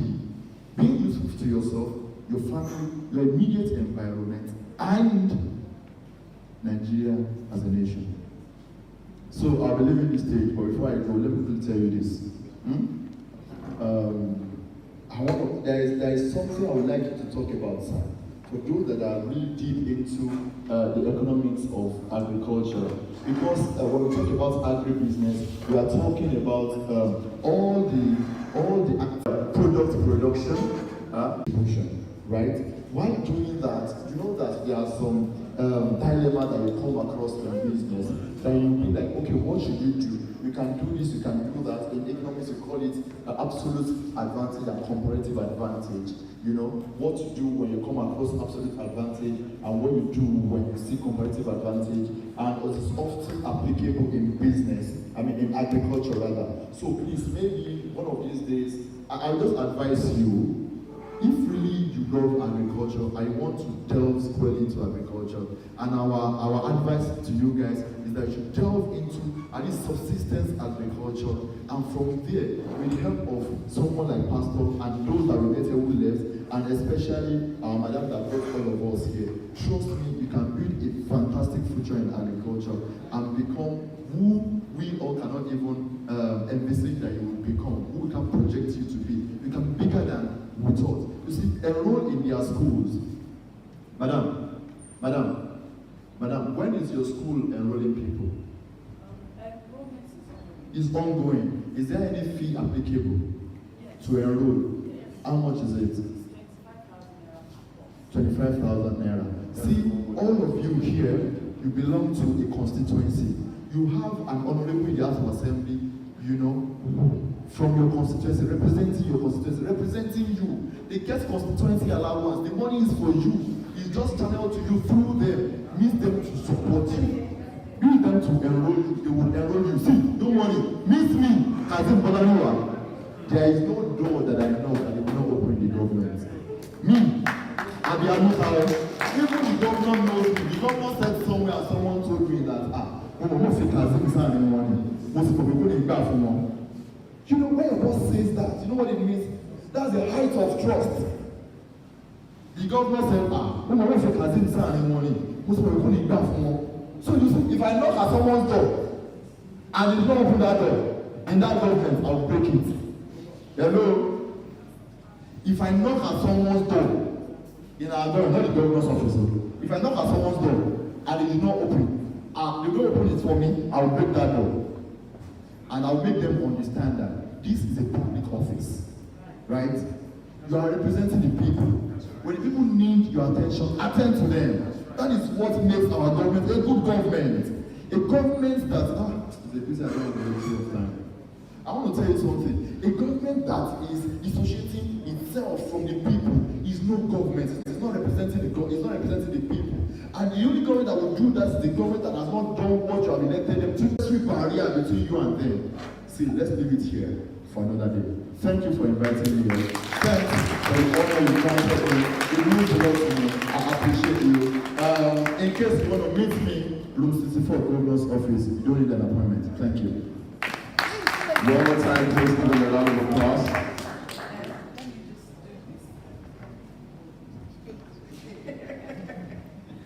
Well, I see that we are all enjoying the program, but I needed to address some points that it's allowed to say is excellency made. We at OOK Farms and the Oyo State farmers, I believe I speak for most of us, we appreciate Governor Makinde. Like you said, he is in a public office. He is elected there to serve these people of Oyo State. One thing I'll say positively, which I say everywhere about the government, is that the government is approachable. And the moment a government is approachable, half of the problem is solved. And just on that, we give it to the government. I speak for myself, for OK farms, and like my However, because this sort of opportunity doesn't come all the time. We were here last year, right, with jam-packed field hall. There was no government representative. Now, it's an improvement. Today, we have government representative in your person from the Ministry of Youth and Sport and from OISADA, Ministry of Agric. So that is when you know if a government is approachable or if a government listens or not. So as I said, we give that to the administration. However, we want to use this medium. Maybe please, mommy, daddy, prof, please join me while we say this so it doesn't look like I'm speaking just for myself. However, are you with us, sir? We want to employ, and I'll also maybe give you the mic, Governor Makinde, our governor in Oyo State. I proudly walk everywhere I go in the world and say, I'm from a state that is not poor. I am convinced beyond all reasonable doubt that Oyo State can feed Nigeria. Am I wrong? Conveniently, Oyo State can feed West Africa. We just are not getting our priorities right. But we have seen from the governor's body language and from all that, please sir, you can join us, all that OISADA is doing, that this governor understands the wealth in this state, what God has given to us in Oyo State. But we need him to do it through the right channels. I really wish that Oguniji was still here. You know, and the first thing they need to do is this issue of triple, is that anything like triple taxation? Multiple, thank you sir, multiple taxation in our own warehouse in Oyo, from that Oyo to Ibadan. Amaja ticket to 7 times, kilo day. So if we are making, I'm here today, OOK has gone out of our pocket, and I'm glad you mentioned that because I was going to address it at the end of the program. Even Uncle Niji mentioned it, how we're getting funding. We don't have the money, but it is the passion. We have asked these youths to come out today to say go into agriculture. But I'm operating in Oyo State where my container of soya, if I'm making 50,000 naira on it, before it leaves Oyo State, the government had collected 15,000 out of that 50,000. Exactly. I mean, they are all under Oyo State. If Uncle Niji were still to be here, Niji Group that spoke earlier, the main guest speaker, he will tell you how much he pays on pay one bad ticket, pay one tractor from Ibadan to Okpara. I can go on and on because you know yourself and some other people feels that Omolara do not like our government. No, I don't have a problem with it. In short, I appreciate the government. One of the things that I said to people during election is that I will vote for this government because at least it's approachable. We can tell him, Governor Makinde, and he would listen. So I will leave the mic for Pastor Mrs. to say one or two things, the challenges we are facing, so that these youths that had attended today would even be more motivated to say, yes, we want to go into agriculture in Oyo State, because Oyo State has no business having one unemployed youth. Thank you. And in addition to what you said, thank God we have OISADA here. I would like you to equally portray on how the government has trained over 30,000 youth at Nasarawa, and if we have such training again in the pipeline, yeah, and again, how these people can benefit. I don't know. I want to believe they were taken in accordance to their local government, but again, I think there should be some sort of slots given to registered companies with you, such as OOK and Best and many more, you understand, because they have multitude of youth, you know, working with them, training under them, learning from them, and working in collaboration with them. You understand, it will not just sound like a political sharing, you understand, you get, so that's the way to get across you get a benefit to the grassroots. With everyone, all encompassing. Do you understand? Yes. Thank you very much. As you know, that one of our key products in Bangladesh is shea butter. I want my governor to please give attention to shea butter. Shea butter is shea gold. It's the gold given to us we don't realize. It's in comparison with cocoa butter. And the GDP that we can raise at the end of the day is so enormous. It's in food. It's now being used like palm oil. It's now being used like cocoa butter. It's an alternative for cocoa butter. It's used in chocolate, it's used in so many other things. The aspect we know is the cream aspect, which is just like 10%. The confectionery level of shea butter is in 90%, which means in another 10 years, it has been given that 5.5 billion will be in that line of business. Wow. And another pain for me is that Niger State makes it look as if they are the owner of shea butter in Nigeria. So all the project that comes into the country goes to Niger State. Though we were privileged by a project that came in CBI, Share Nigeria, by Netherlands government, we were selected. And we are working, we are training to see how we can get into European markets. But when we went to Barcelona in March, we were told that they want refined butter, which you can hardly say we have in Oyo State. All we have is our women. You will see this place. You see our women working. We need to move from this level. It will not stop the women from working. Whatever the women produce, we will still offtake, we will refine, or we use it like that for cosmetics. We sell it out. People are still asking for their own handcraft, but we cannot use handcraft for where you are asked to produce 100 tons per month to supply. Just one buyer needs 100 tons per month. We have buyers that are looking for 500 metric tons and selected by Netherlands. So we need just to talk one-on-one so that we can explain the status of things and help us to know that this and this has to be done. The women, they have land in their vicinity that we can increase the population of the trees. The trees have been falling down to make mortars and charcoal. I have pictures I'll still show us later. Very, very painful to us. I go around the world and I say I'm from Ibadan, the intellectual city of Nigeria. When I said everybody, even when I said every first thing is here. The research institutes are here. I was born and raised in Edishi, between forestry and NIOT. So what do you expect to be in my brain? Research. That's it.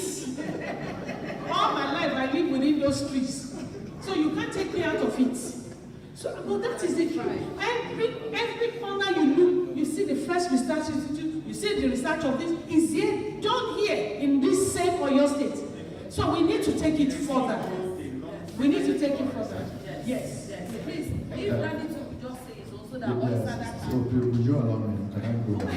Please, do you allow me? Again, a closed mouth at times is a closed destiny. So that I will not use my mouth to close my destiny. Yes, sir. Shall I go Yoruba? You don't want to come out, coach, sir.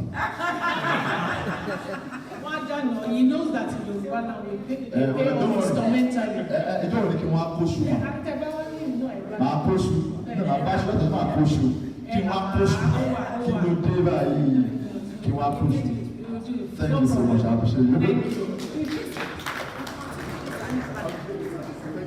Mr. Kazim, my PM will meet you at the door. Aisha. Yes. You can see, even though we are touching people, you can see my assistant she's a leha. We don't discriminate. We don't discriminate. She comes in to see us. Everybody will be looking at me. How can your PA? We look at companies' merit. There's nothing like, because first of all it's you before the next thing is religion. And then that is if we do it rightly. God bless you. 1 hour.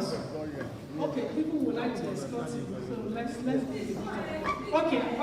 So basically, this is what we do. I work more with the shea butter women and the black soap women.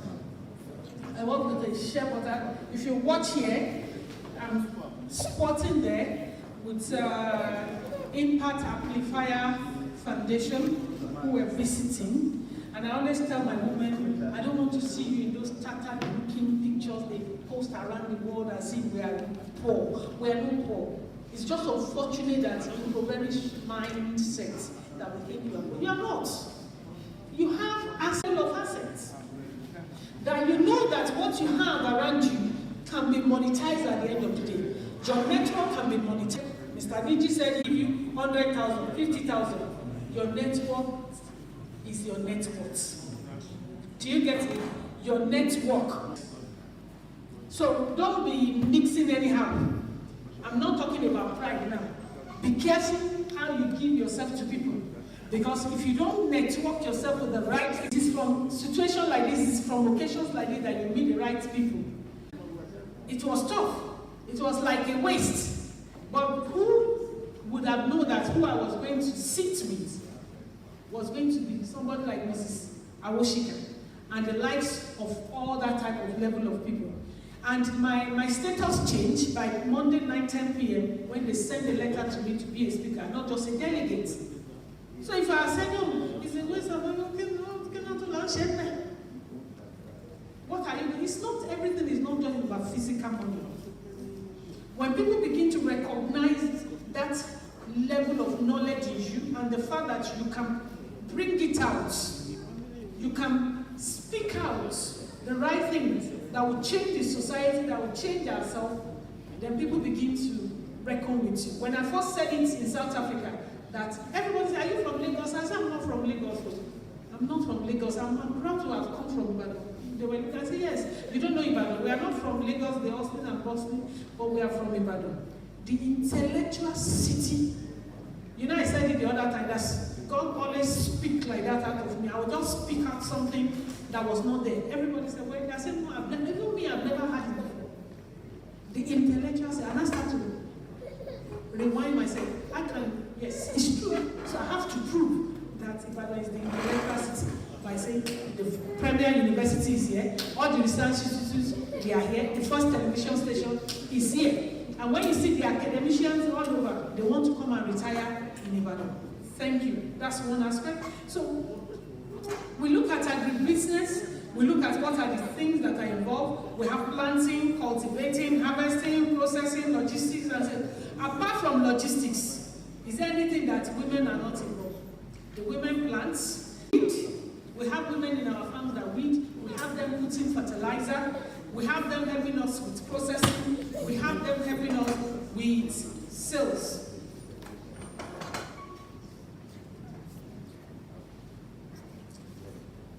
We want to look at the key trends in agribusiness. We need to increase demand for our products. That is the processed agri-farm product. Whether you farm corn, it's good to farm corn, but when you can add value, then we can have something better. Then you can get more money.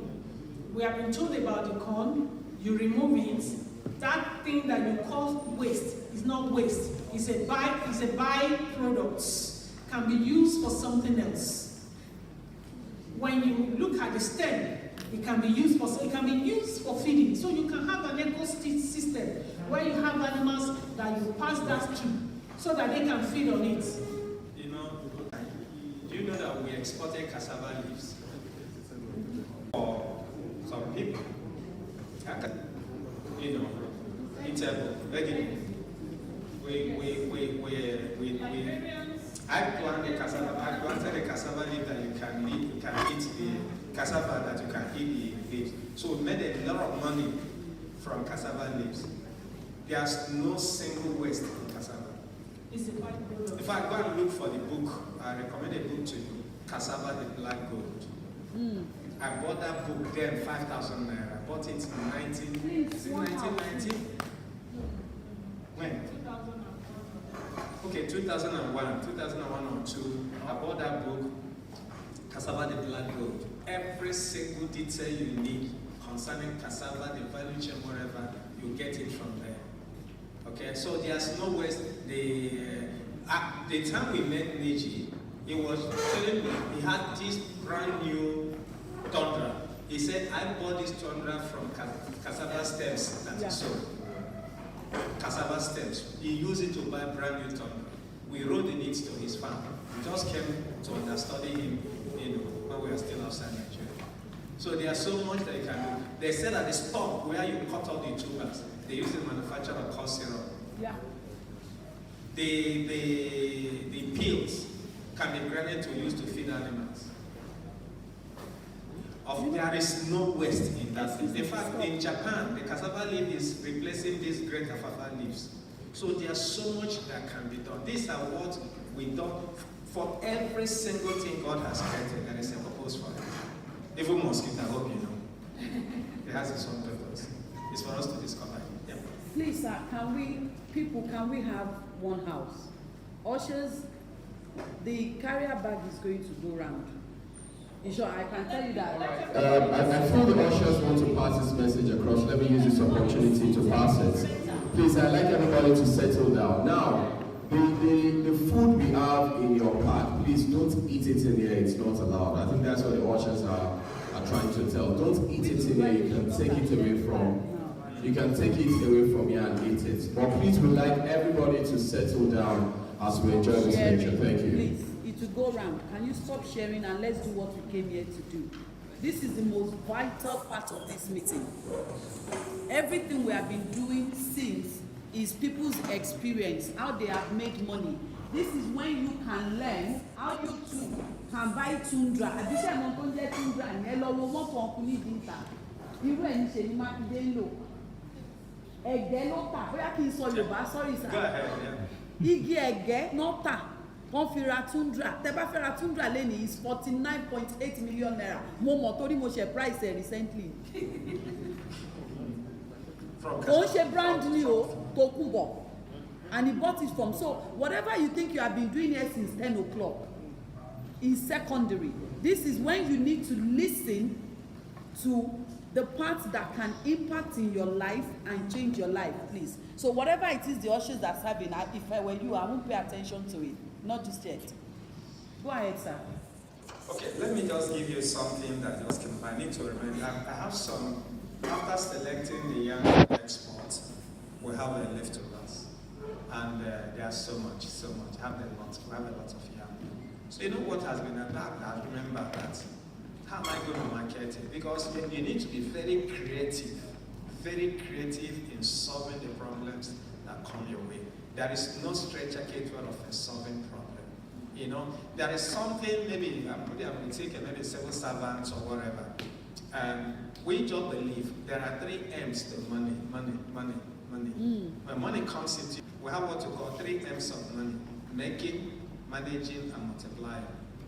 The reason why most civil servants retire poor is that they make, they manage, they don't multiply. And when the energies are sapped, is when they now think, I'll retire and become a farmer. You already failed. You won't succeed there. It is when you are still active that you begin to do some certain things there. Like now, what I said about creativity.